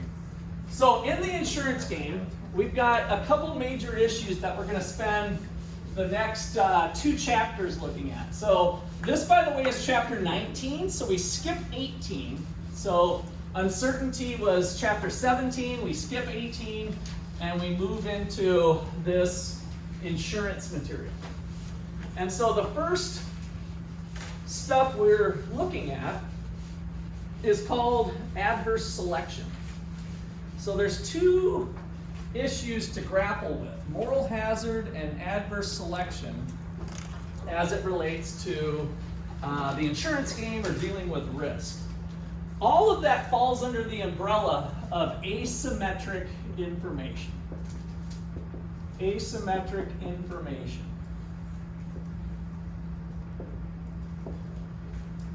So with asymmetric information, what do you think what does that word asymmetric mean? As opposed to something being symmetric? What if it's asymmetric? No? Not symmetric. Not symmetric? Okay, so then what does symmetric mean? If it's not symmetric, what does symmetric mean, I guess? The same on both sides. Same on both sides, yeah. So kind of like our distribution that we had. The idea of asymmetric information is that in terms of a transaction, since we're in economics class, we have a buyer and a seller perhaps, but maybe we have an employer and an employee, right? They're engaged in the resource market.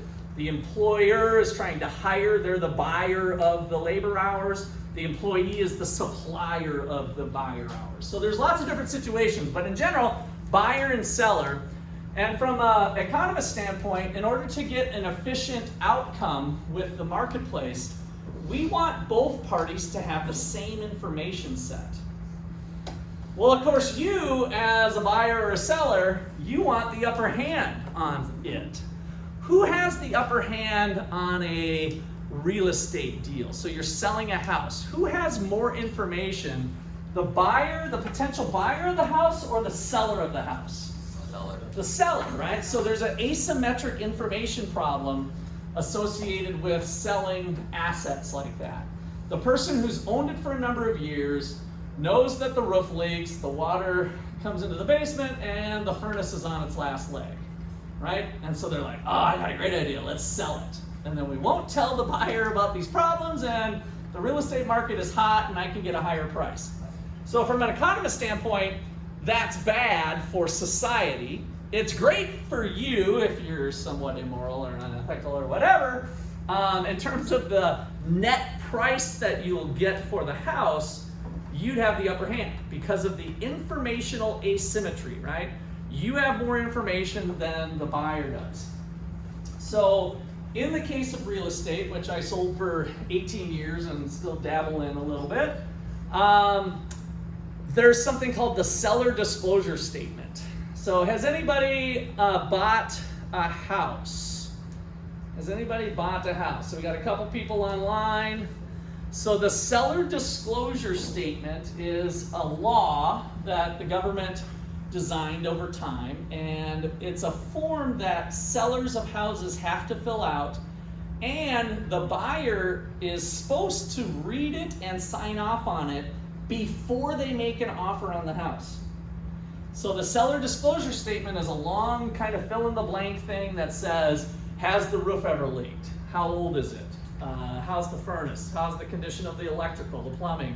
And it's a long laundry list of things that could be wrong with the house. And they have to fill this out before they do the transaction.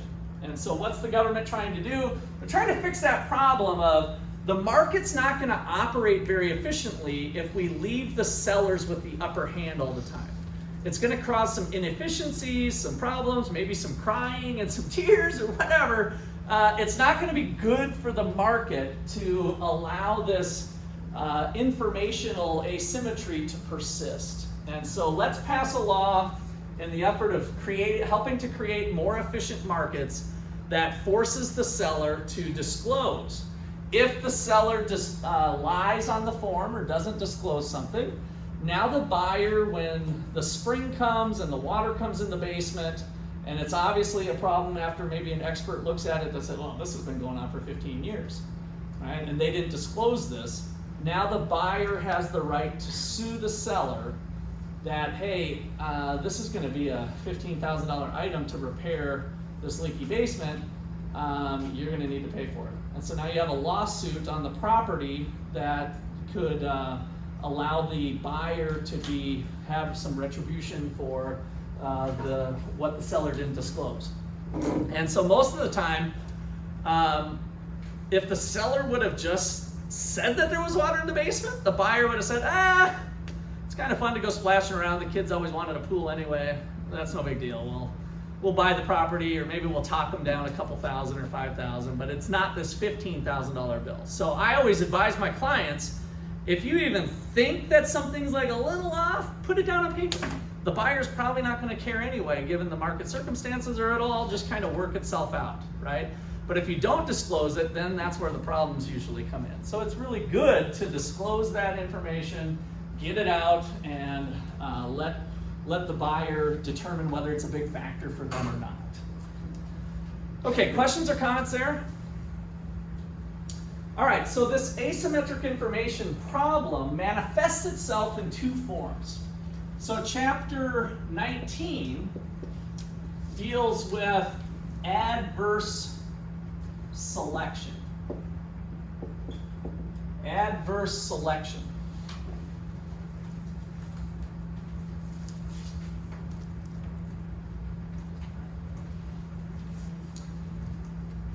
And adverse selection deals with issues that can come about before the deal is inked. So adverse selection deals with issues pre-contract. Pre-contract. One way to think about that is, who am I attracting by offering this deal, which might be an insurance deal since we've been talking about this deal. So $500,000 worth of coverage, by offering this deal at this price.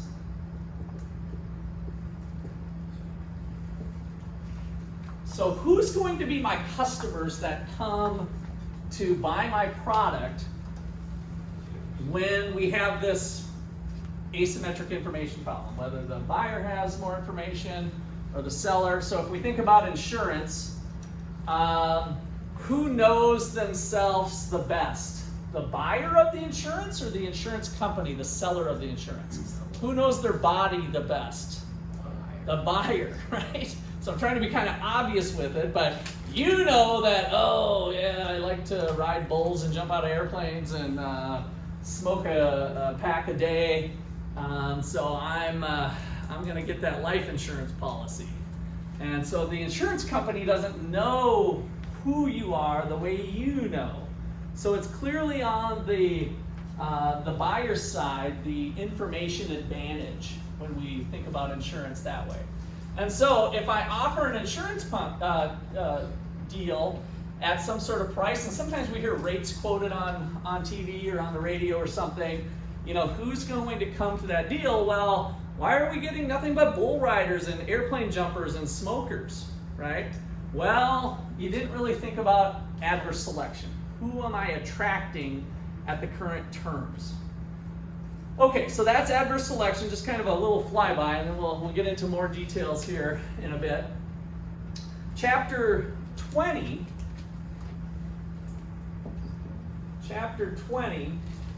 is on moral hazard. Moral hazard deals with issues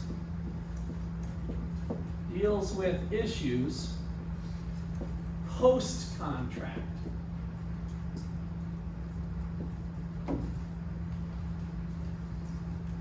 deals with issues post-contract. Do buyers change their behavior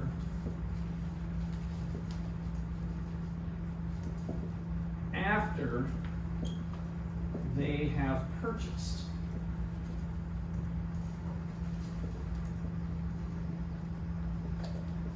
Do buyers change their behavior after they have purchased our insurance or whatever it is? Insurance is kind of the easy one we'll keep picking on. So if we think about a spectrum of problems, I like to think, here's the day we buy, the buy day, the transaction date.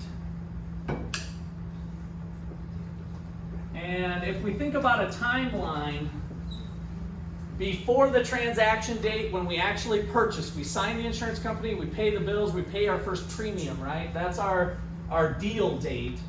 Adverse selection kind of lives over here. And moral hazard lives over here.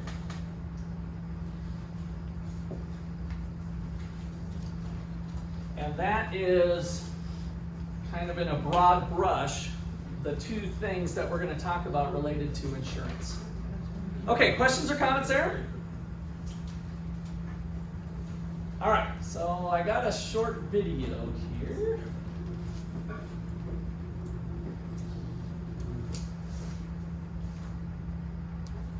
Let's see, I'll try to send a link to you guys too if you have trouble with the audio quality or otherwise here. So let's see.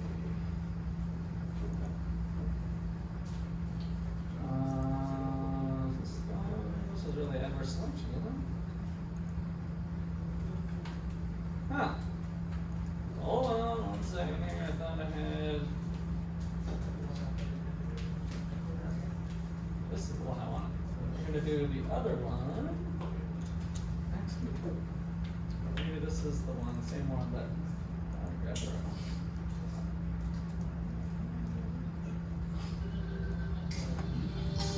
Now, okay.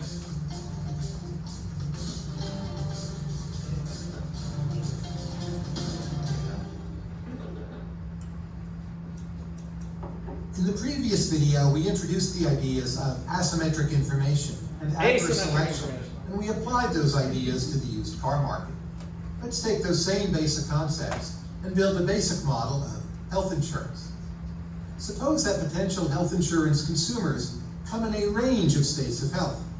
For instance, the least healthy people might cost about $30,000 a year. That's these folks here. The most healthy might cost nothing in healthcare. That's these folks over here. Now, consumers know this information, but by assumption, insurers don't. From the insurer point of view, everyone is of the same average health. Here again, we have asymmetric information. That is, consumers of healthcare have more information about their health status than insurers do.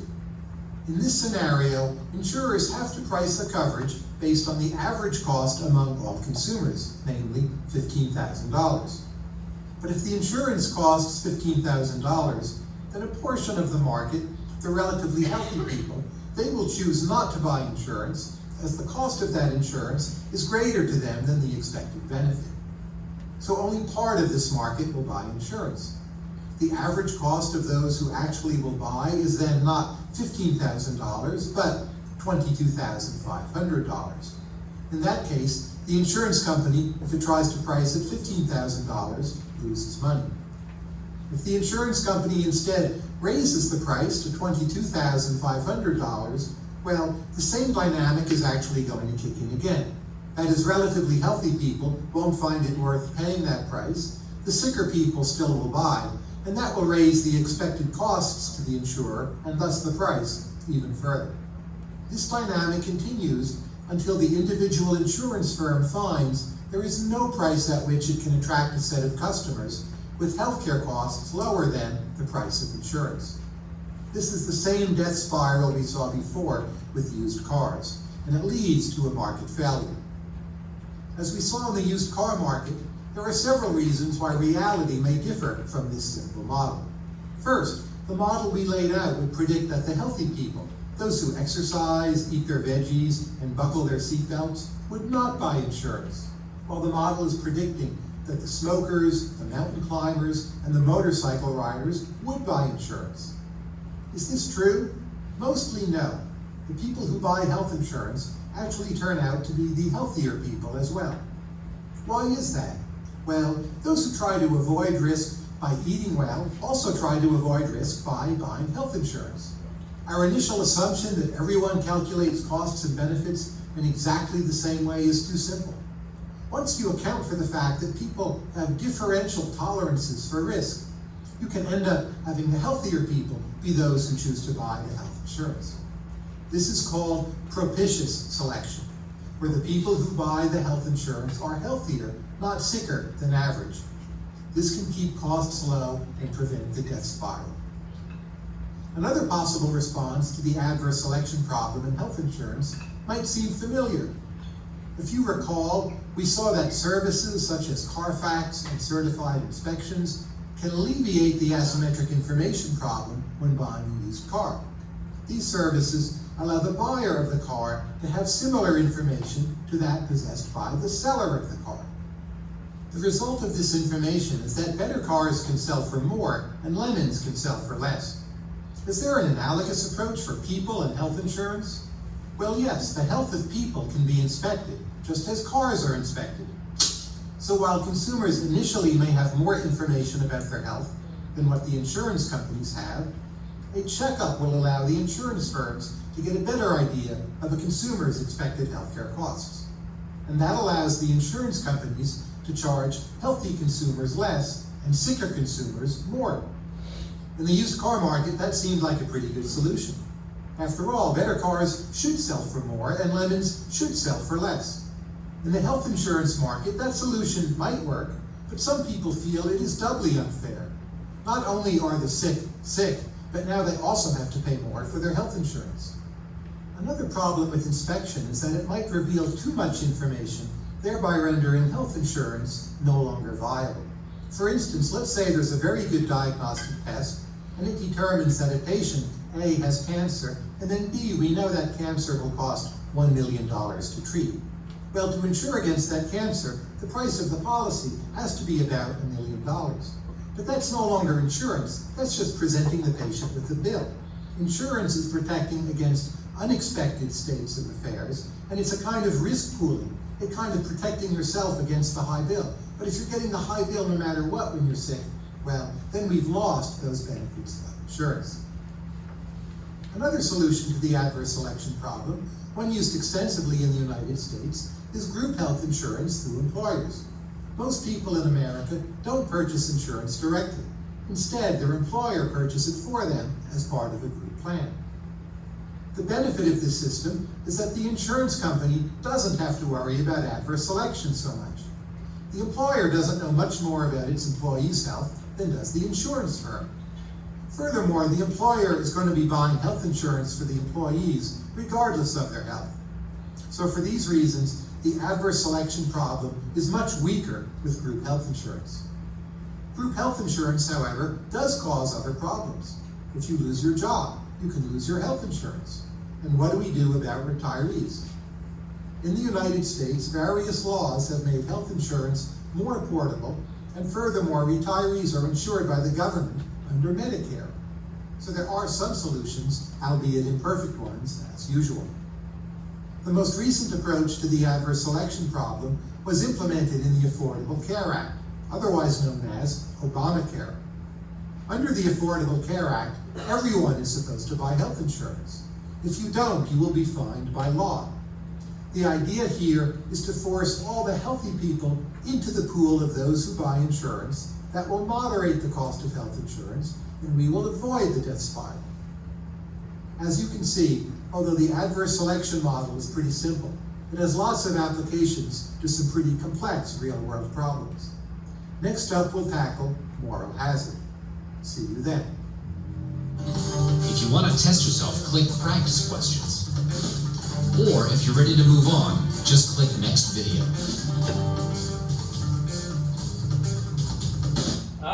so that's a little dose of asymmetric information from there. Any questions from the video?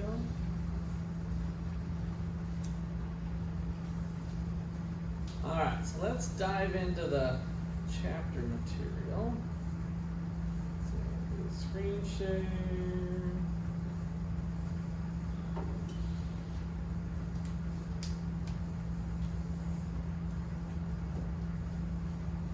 Oops, I can still have my screen share. Let's just do this.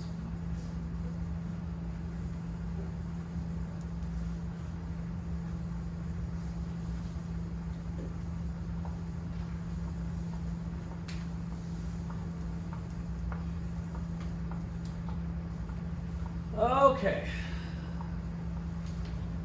Let's catch up there. Work. Okay, so some of this we've already talked about a little bit, so a little bit of quick review. Can give this a read.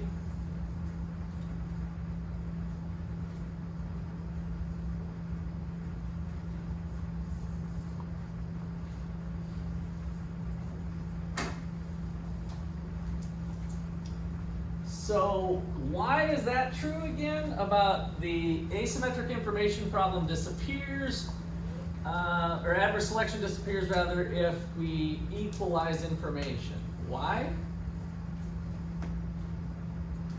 What was going on with adverse selection and why does it disappear?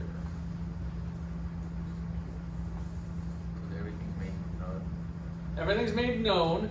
What will then adjust though? If information's equal, will insurance markets disappear? Or what will be the adjusting factor when information is known? The prices people are willing to pay, the prices they're willing to offer. Excellent. Or the cost. Right? So the price is going to adjust accordingly to the information.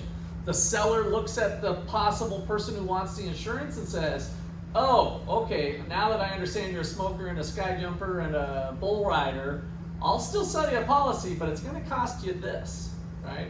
So then that's no big deal. You're just paying for, you have a little bit higher risk thing. We're still going to pool you with, there's other people who are sky jumpers and bull riders and across the nation, so we have the policies. I've seen this happen, by the way, with I mentioned before, my wife has a horse business, horse riding. We used to have a barn. And some companies will specialize in insuring horse barns. So horses, getting hurt with horses, they're big animals, it happens. Like she has some of her 8-year-olds once in a while will break an arm. The horse will spook and they'll buck off and now you've got a broken arm or something, right? So the liability's there, and so not every insurance company wants to touch that business.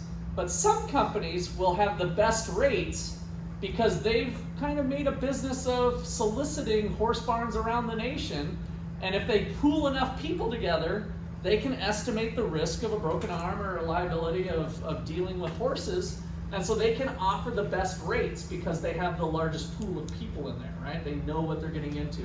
And so that is what will happen when we equalize, that the price or the premium in that case with insurance would adjust accordingly. Okay, so it was mentioned in the video a couple things to try to equalize the information problem. One is a screen and one is a signal. And so it depends on what end you're on. So screening is the word we use for the uninformed party's effort to learn the information. So what does an insurance company do as the uninformed party to learn the information about the potential client? What do those insurance companies do? Go ahead, Kim. Your physical. Okay, provide a physical, draw blood, so if it's health-related stuff. Good. What else? Yeah. Can they, like, for car insurance, check your accident history and speeding tickets and stuff? Okay, good. Look at your history, look at your record. Somebody mentioned like credit report before. So insurance companies sometimes do pull credit reports. They don't really care so much of whether you were late on a bill or something, but what they find is that they've recognized a correlation between people with higher credit scores tend to be lower risk individuals, right? And they're kind of agnostic. It's not like they truly care whether you're going into debt or how much debt you're taking on, but they've found that to be the case.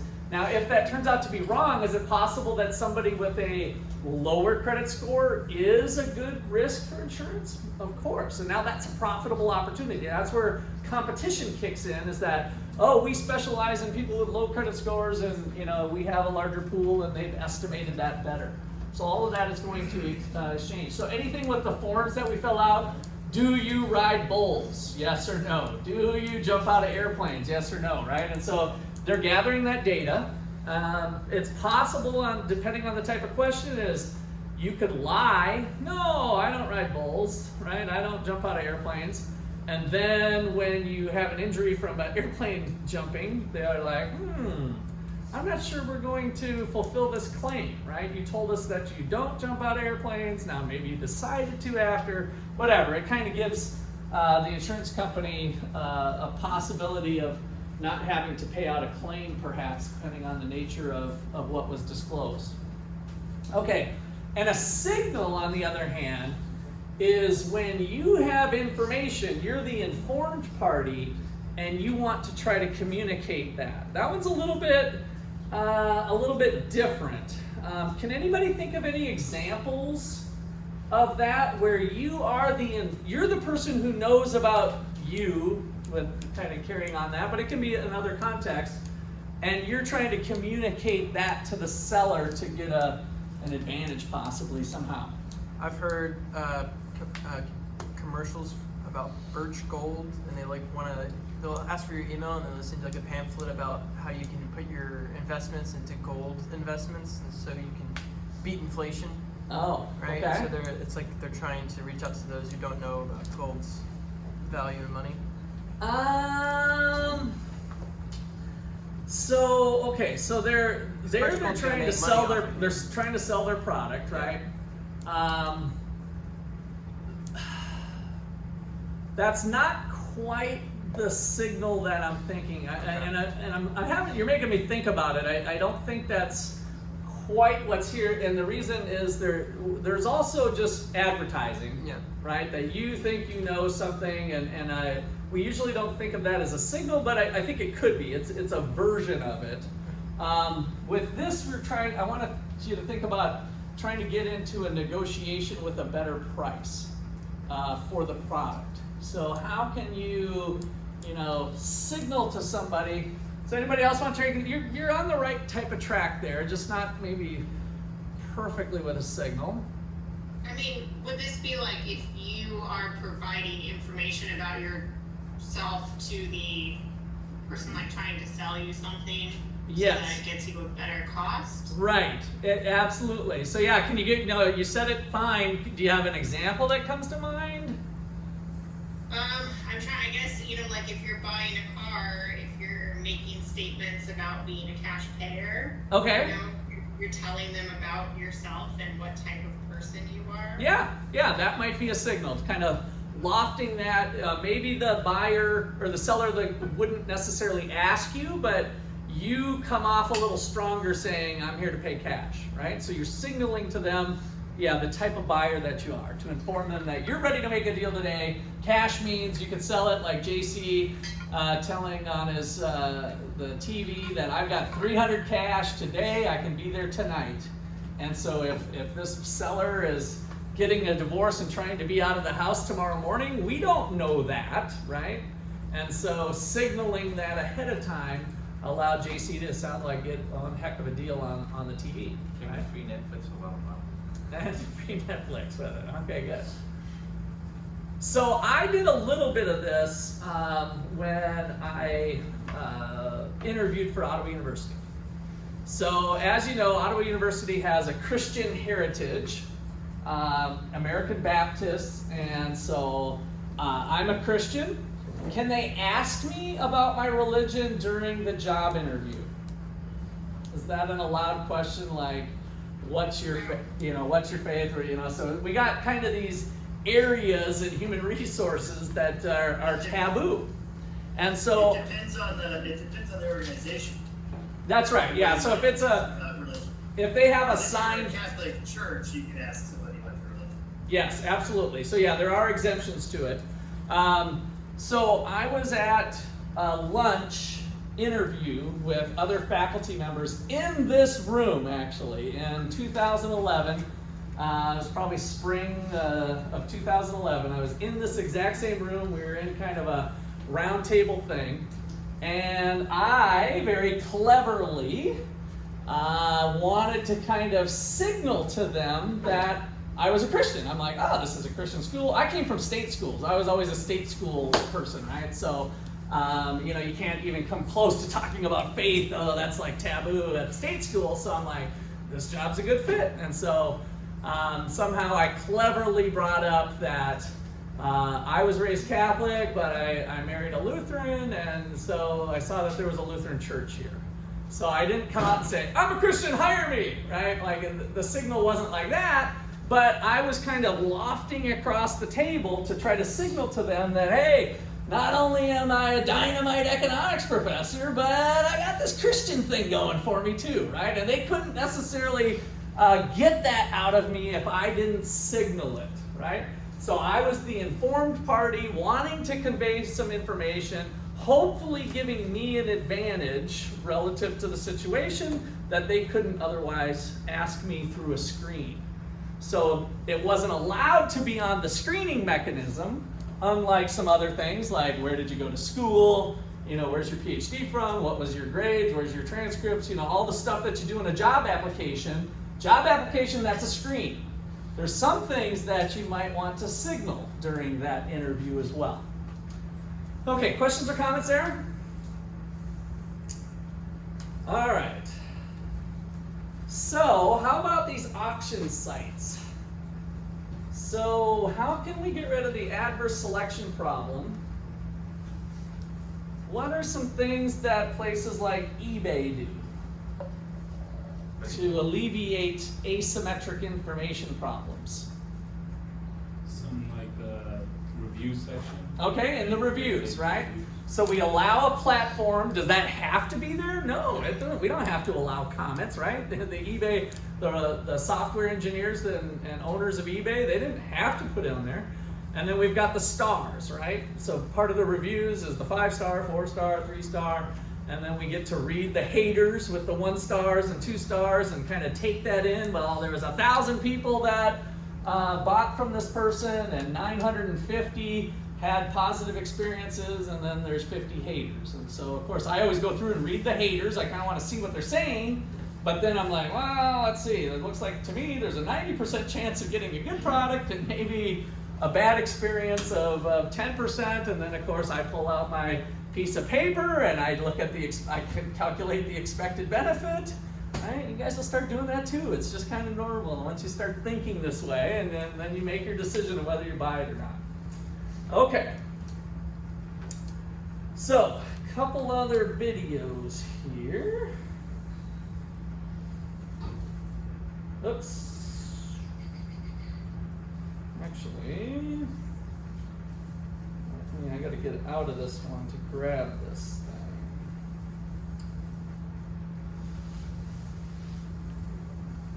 Actually, let me give you guys online both of these.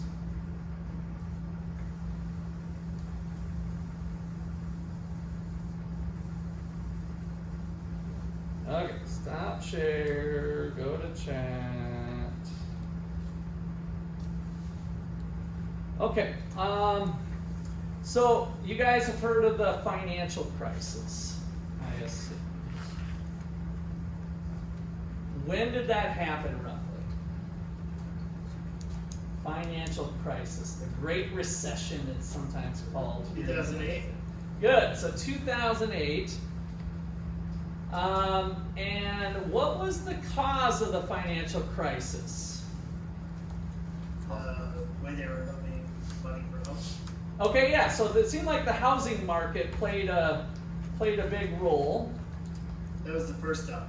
Yeah, so there's multiple things going on. And so it turns out there's a lot of different takes on it. And so as we go through this video, I want you guys to think about. What is the credit crisis? It's a worldwide financial fiasco involving. So, as we work through this, I want you to think about adverse selection. So, on your papers, kind of just jot down adverse selection, moral hazard. And as you watch the video, say, oh, that's adverse selection, right? That's something that happened about who we were attracting to a transaction. Or, oh, that's moral hazard. People are changing their behavior after they got engaged with the transaction. All right, so here we go. Involving terms you've probably heard, like subprime mortgages, collateralized debt obligations, frozen credit markets, and credit default swaps. Who's affected? Everyone. How did it happen? Here's how. The credit crisis brings two groups of people together, homeowners and investors. Homeowners represent their mortgages, and investors represent their money. These mortgages represent houses, and this money represents large institutions like pension funds, insurance companies, sovereign funds, mutual funds, etc. These groups are brought together through the financial system, a bunch of banks and brokers commonly known as Wall Street. While it may not seem like it, these banks on Wall Street are closely connected to these houses on Main Street. To understand how, let's start at the beginning. Years ago, the investors are sitting on their pile of money, looking for a good investment to turn into more money. Traditionally, they go to the U.S. Federal Reserve, where they buy treasury bills, believed to be the safest investment. But in the wake of the dot-com bust in September 11th, Federal Reserve Chairman Alan Greenspan lowers interest rates to only 1% to keep the economy strong. 1% is a very low return on investment, so the investors say, no thanks. On the flip side, this means banks on Wall Street can borrow from the Fed for only 1%. Add to that general surpluses from Japan, China, and the Middle East, and there's an abundance of cheap credit. This makes borrowing money easy for banks and causes them to go crazy with leverage. Leverage is borrowing money to amplify the outcome of a deal. Here's how it works. In a normal deal, someone with $10,000 buys a box for $10,000. He then sells it to someone else for $11,000. For a $1,000 profit, a good deal. But using leverage, someone with $10,000 would go borrow $990,000 more dollars, giving him $1 million in hand. Then he goes and buys 100 boxes with his $1 million and sells them to someone else for $1,100,000. Then he pays back his $990,000 plus $10,000 in interest. And after his initial $10,000, he's left with a $90,000 profit versus the other guy's $1,000. Leverage turns good deals into great deals. This is a major way banks make their money. So Wall Street takes out a ton of credit, makes great deals, and grows tremendously rich, and then pays it back. The investors see this and want a piece of the action, and this gives Wall Street an idea. They can connect the investors to the homeowners through mortgages. Here's how it works. A family wants a house, so they save for a down payment and contact a mortgage broker.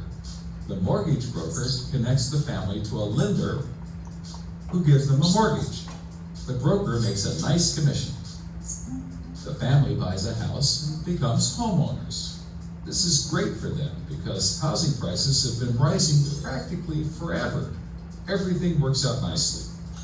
One day, the lender gets a call from an investment banker who wants to buy the mortgage. The lender sells it to him for a very nice fee.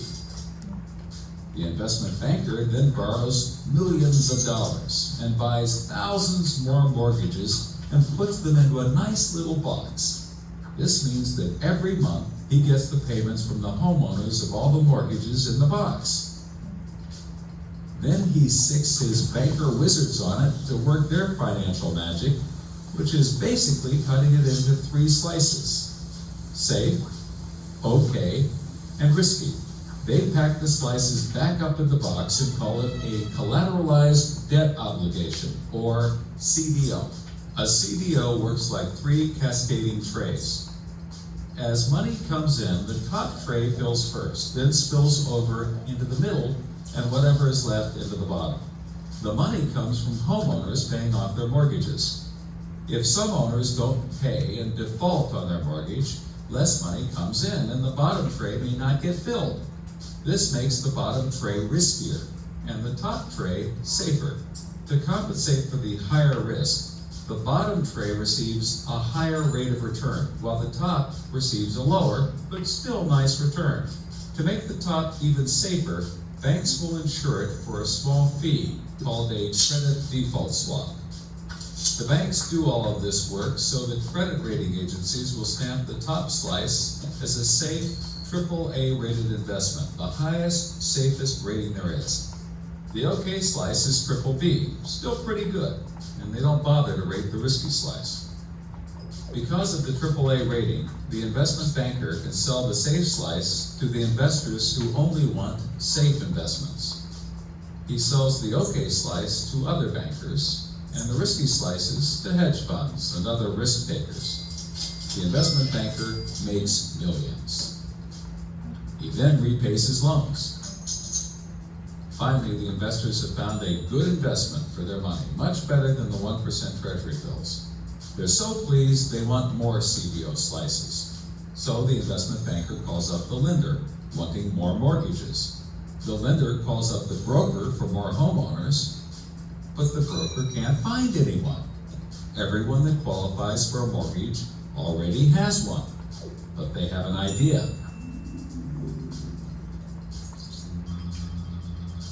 When homeowners default on their mortgage, the lender gets the house, and houses are always increasing in value. Since they're covered at the homeowner's default, lenders can start adding risk to new mortgages, not requiring down payments, no proof of income, no documents at all. And that's exactly what they did. So instead of lending to responsible homeowners, called prime mortgages, they started to get some that were, well, less responsible. These are subprime mortgages. This is the turning point.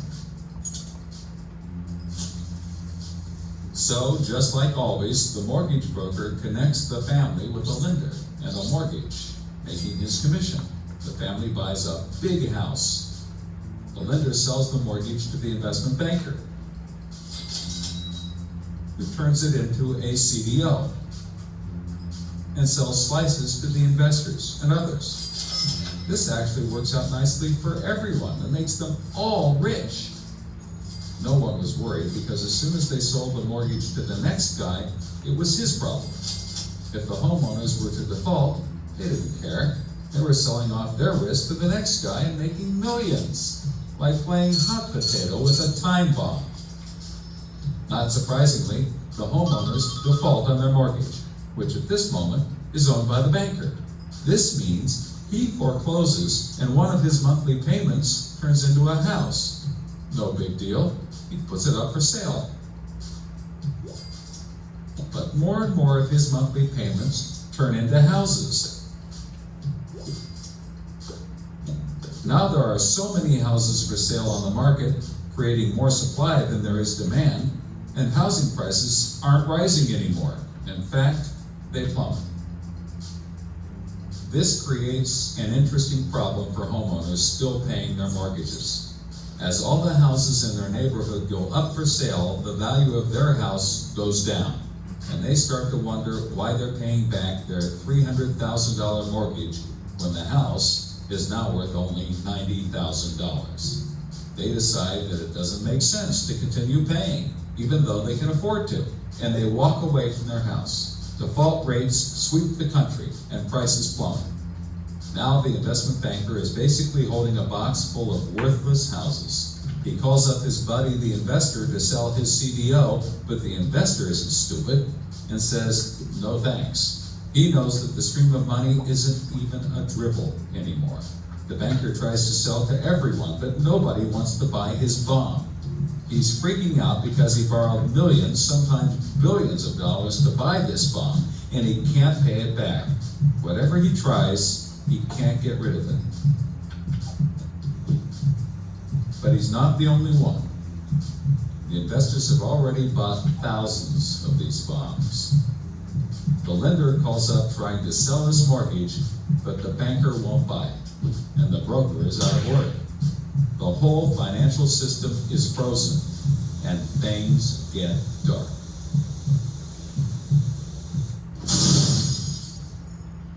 Everybody starts going bankrupt. But that's not all. The investor calls up the homeowner and tells him that his investments are worthless.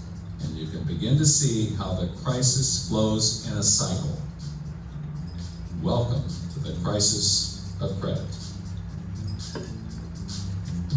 All right, so that is one of my favorite videos. So, multiple examples of moral hazard and adverse selection. Let's see. Noah, give me a number between 7 and 14. 12. 1, 2, 3, 4, 5, 6, 7, 8, 9, 10, 11, 12. Jordan, give me one example of adverse selection or moral hazard from the video. What about it? How it just, like, it's actually done after everything is done with homeowners, so they have no idea what's going on. Okay, so there is a separation there, but that wouldn't be, that in and of itself wasn't moral hazard or adverse selection. So the CDO is a financial product that they developed by bundling all the mortgages together. So the idea was very similar to an insurance product, right? So we know that some people might default on their mortgage. So the wizards, as they said on Wall Street, bundled together the mortgages, and then, hey, if one person or a few people default, no big deal. You know, it's just part of what you're buying as this bundled pool.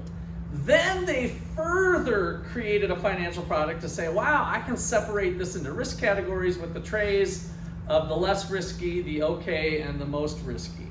So that in and of itself wouldn't be one of these issues.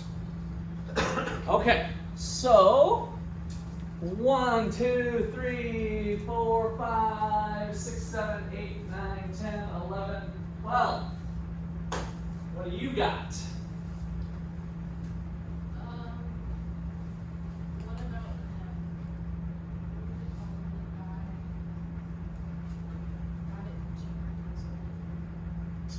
Got it for cheaper and sold it for more. What part are you talking about? Was it the? I mean, there was a couple of that going on. What are you remembering? Because that, by the way, that in and of itself is just good old-fashioned capitalism, right? Buy low, sell high, making a profit. That in and of itself isn't like adverse selection or moral hazard all by itself.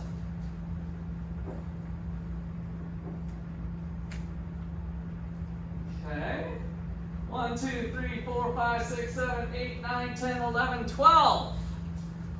What do you got? For moral hazard, I put down subprime mortgages. Okay, good. I like that. All right. In what way? Explain that a little bit more. It's got some potential. It's got some legs, but you need to add more to make it something there. And he changed the prices. So that. So moral hazard is post-contract. So it would be people changing their behavior after they've already agreed to a mortgage. There was one example in there, so you're on to something, but I don't think it was quite the thing you're picking out. But what you just said might be something else. So Sammy? When they did the box and the three things, Uh-huh. they talk about fee. Say that again? They talk about fee that the bank does to make sure it's less risky. Yeah. Does that include the changing prices? No, because that's just part of the insurance. So there was still some risk, and so they did that extra insurance policy in case even with the most safest thing, in case there was a default, they would be covered. So does that count as moral Yeah. hazard? So no, that wouldn't be moral hazard. So they didn't change their behavior after the contract. Now, there was still mortgages that had already been done, but then after they sliced and diced them, we're still talking about that pooled product. And then they were able to buy a separate policy.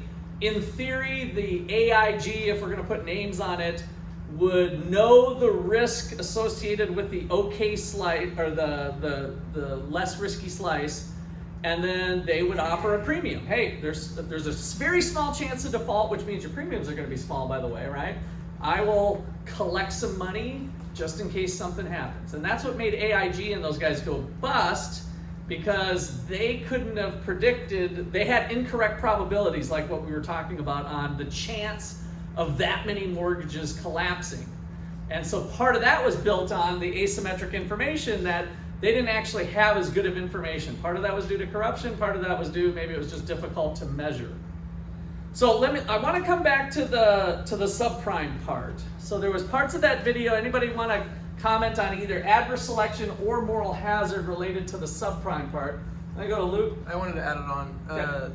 Is when she or some family bought a house for $300,000, but the mortgage is now worth $90,000, so they just up and leave the house. Yeah, and that's moral hazard or adverse selection? That's moral hazard. Moral hazard. So that's your moral hazard part of people changing their behavior after they have the mortgage because of the circumstances going on and the value of everything.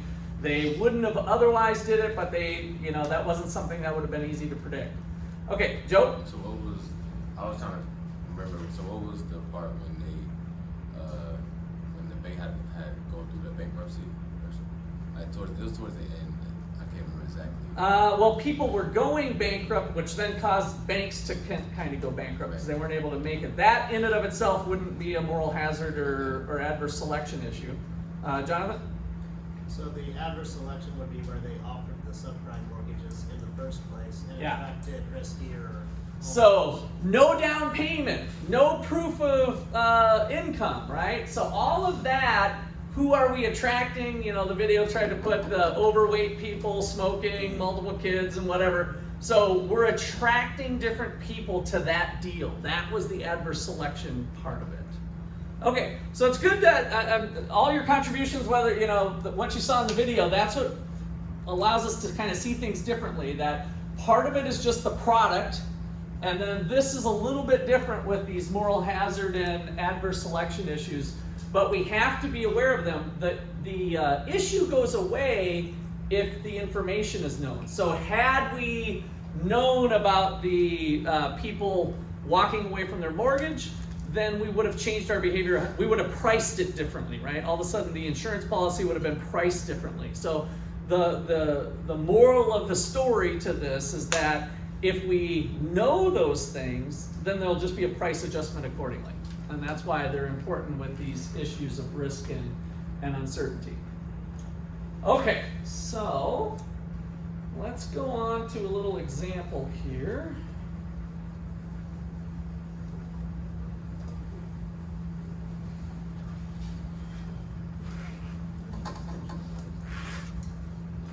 Let's see, we'll save that other video, see how far we get.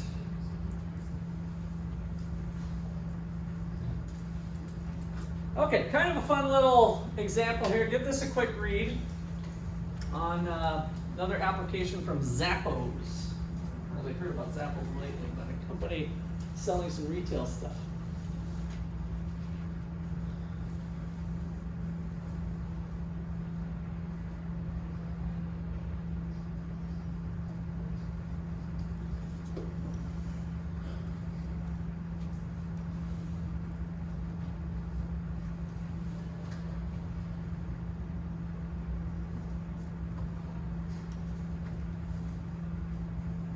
That's kind of clever. Would you take that? Who takes that deal? $2,000? Like, I just offered you guys 100, but I had some strings attached to it. But now you've done 1 week of training and you can walk away with $2,000. Who takes that deal? Low income earners. Low income? Maybe. But let's kind of think about JC's comment, a low income. Would it for sure be a low income person that takes it? Why? Yeah, they need the stable income, right? They're thinking about long term, this job is expected to pay $60,000 a year or whatever. You know, we don't have that detail here, but it's a good long term process. So if you are low income and this is a good opportunity, that certainly wouldn't mean that you would jump on it. You know, dire circumstances, oh my gosh, I need to, you know, whatever, some sort of emergency. Go ahead, Caleb. Somebody who's low income with the same opportunity to make the same amount of money somewhere else, like how if other places are, a lot of other places are offering the same like hourly pay or Yeah, that's a good point. If there's a lot of other opportunities, maybe that person would be more apt to take it. Otherwise, the loser's gonna take it, right? The person who knows they're gonna suck at this job is gonna be the one to take it. So what's the advantage to Zappos then? What are some things that they're avoiding? Why would they be willing to pay $2,000? What are some costs that Zappos, what are the benefits to Zappo other than an expense of $2,000? They're limiting that. Would it be type of, Go ahead, Kim. could it be used like a screening tool because somebody that's not dedicated and in for the long haul is gonna just take $2,000 and leave? So what is the benefit to the company though of having that person leave early rather than staying for 4 or 5 months and getting fired?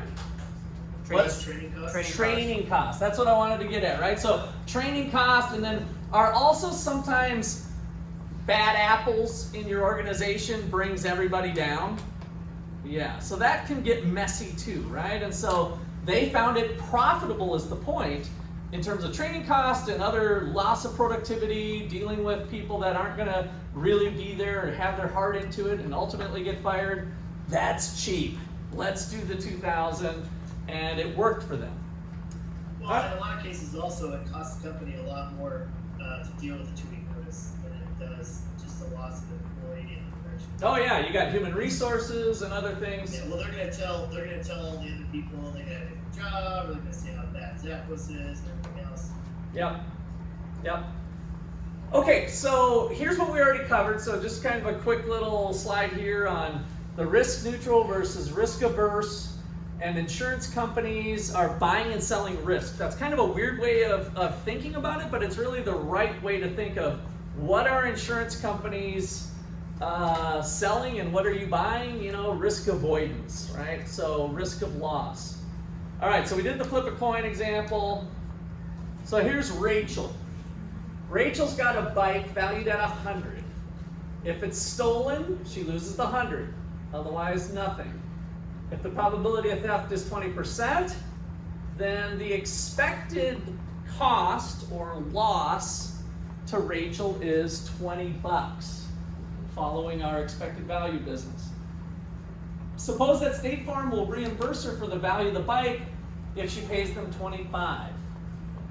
Did she eliminate the risk? Is that per month or once off? Just kind of a once off is what we're thinking here. Yeah, so all the numbers are kind of one time. Did she eliminate the risk? Did she pay to eliminate the risk? Yeah, right? It's gone. She had a risk of $20 or expected loss. She paid $25 to get rid of it because she's risk averse. She was not wanting to take it on herself because, I don't like risk. Oh yeah, well, what are you willing to pay for it? She was willing to pay $25. If she loses the bike, she's made whole. She absolutely got rid of the risk. Right? So that's kind of a different way of framing the problem, but that's what's really being traded is the risk element. Okay, so what about State Farm? Well, they're gonna earn $5 on average with a number of Rachels. So ultimately on Rachel, similar to if Asia and I would have got involved here with a little risk-taking proposition, somebody's actually going to win, somebody's going to actually lose. When I talked about that state of nature of we're going to move to the next time period, the bike's either was stolen or it wasn't stolen. And so what did State Farm actually make after the fact is $25, right? Rachel paid $25, and there wasn't an incident, so that's what they made. Otherwise, if the bike was stolen, then they had to pay Rachel $100, giving them a net loss of $75, right? So they took on that risk. But if they have a whole bunch of Rachels, then that's not going to happen, right? The odds are in their favor.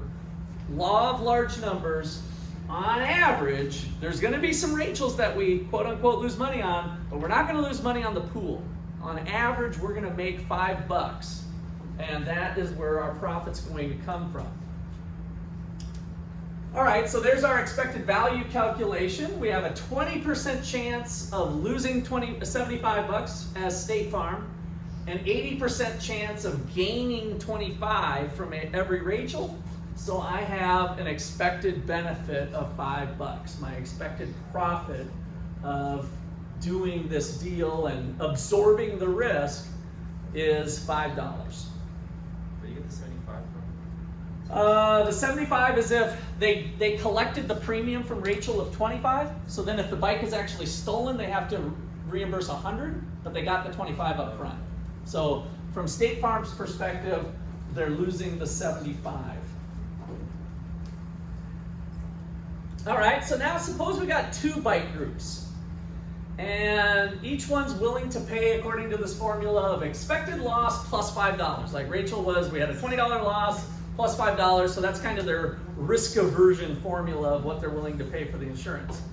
Now here's the difference. We have the good side of town and the bad side of town. On the bad side of town, we have a probability of 40% chance of theft as opposed to the 20%. So now, what is the expected average cost, expected claims for State Farm if both groups are insured and there's equal numbers in each neighborhood? What's the expected? If it's 20% in one neighborhood in Ottawa, let's say, and 40% on the north side of town and 20% on the other side of town. So on average, over the whole town of Ottawa, what's their expected loss probability? 30%, right? The average between the two, if there was equal people living in each neighborhood. Well, that's what it looks like up front when we don't try to take into account adverse selection.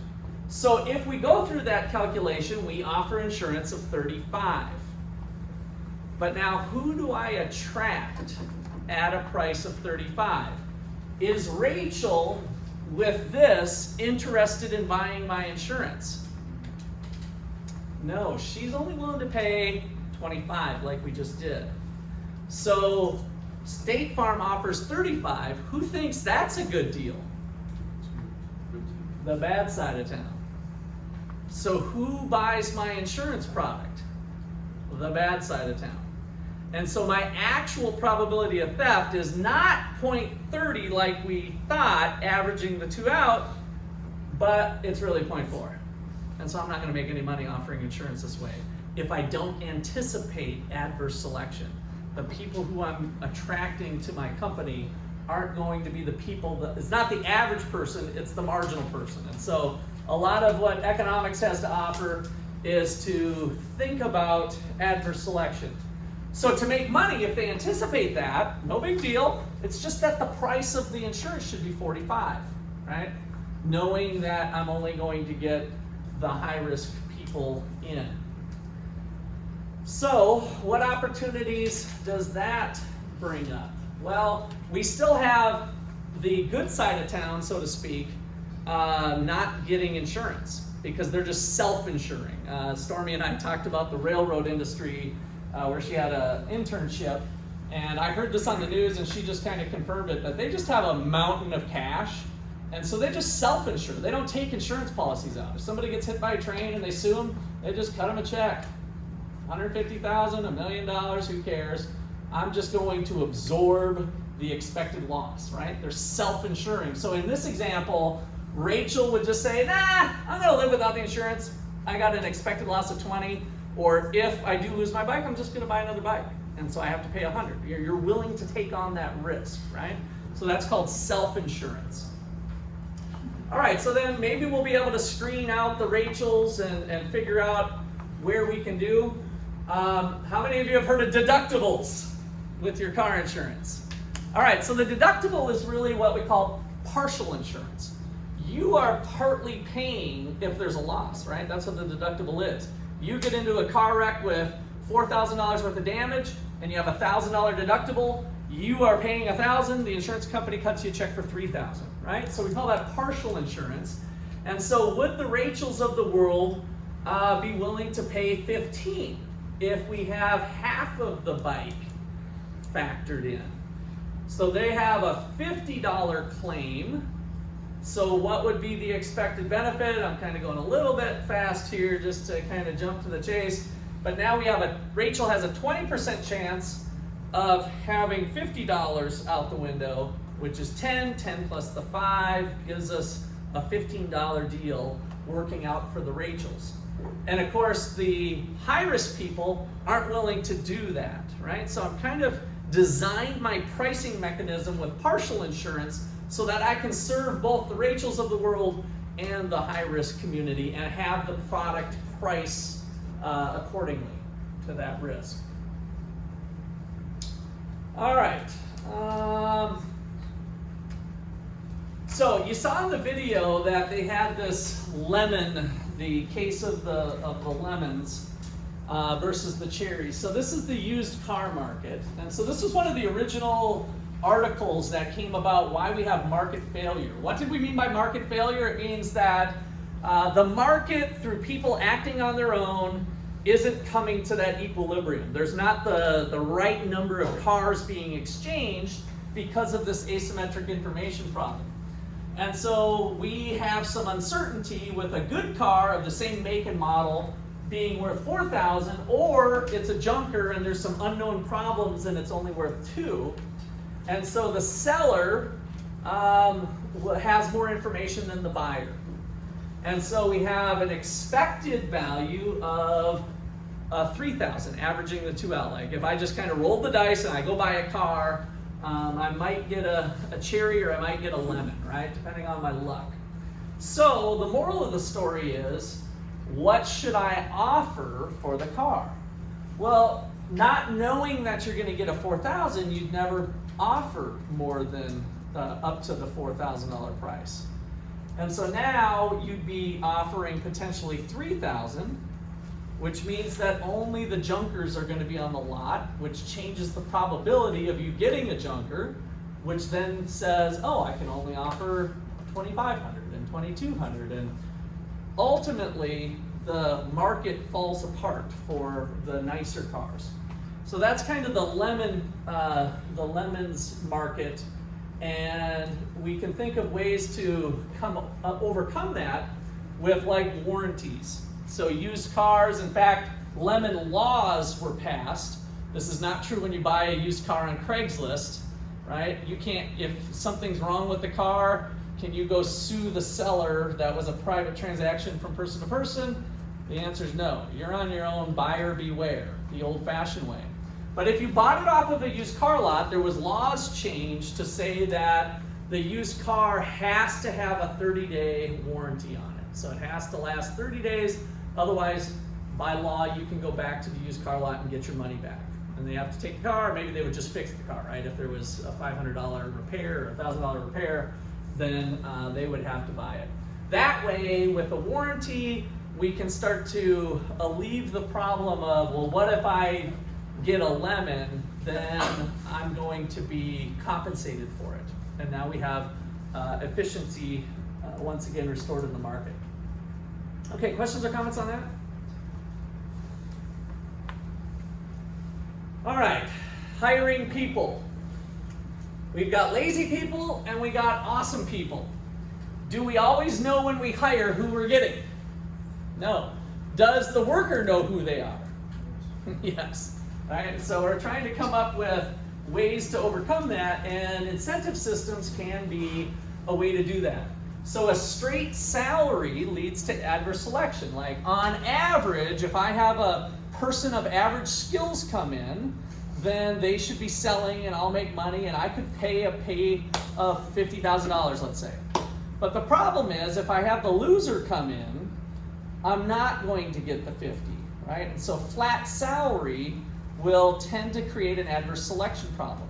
Whereas if I put in some sort of bonus or incentive structure, then the person who knows they're awesome and knows that they'll hit the sale mark are willing to take on that incentive structure. Maybe it's 30,000 straight salary plus some sort of bonus, right? So the whole incentive structure is a screen. It's a type of screen where now hopefully you'll attract just the productive workers. And then the base salary is kind of a mix of that. If there's problems with some things being out of their control, the risk-averse person might say, I gotta put diapers on my baby's butt and I gotta put food on the table.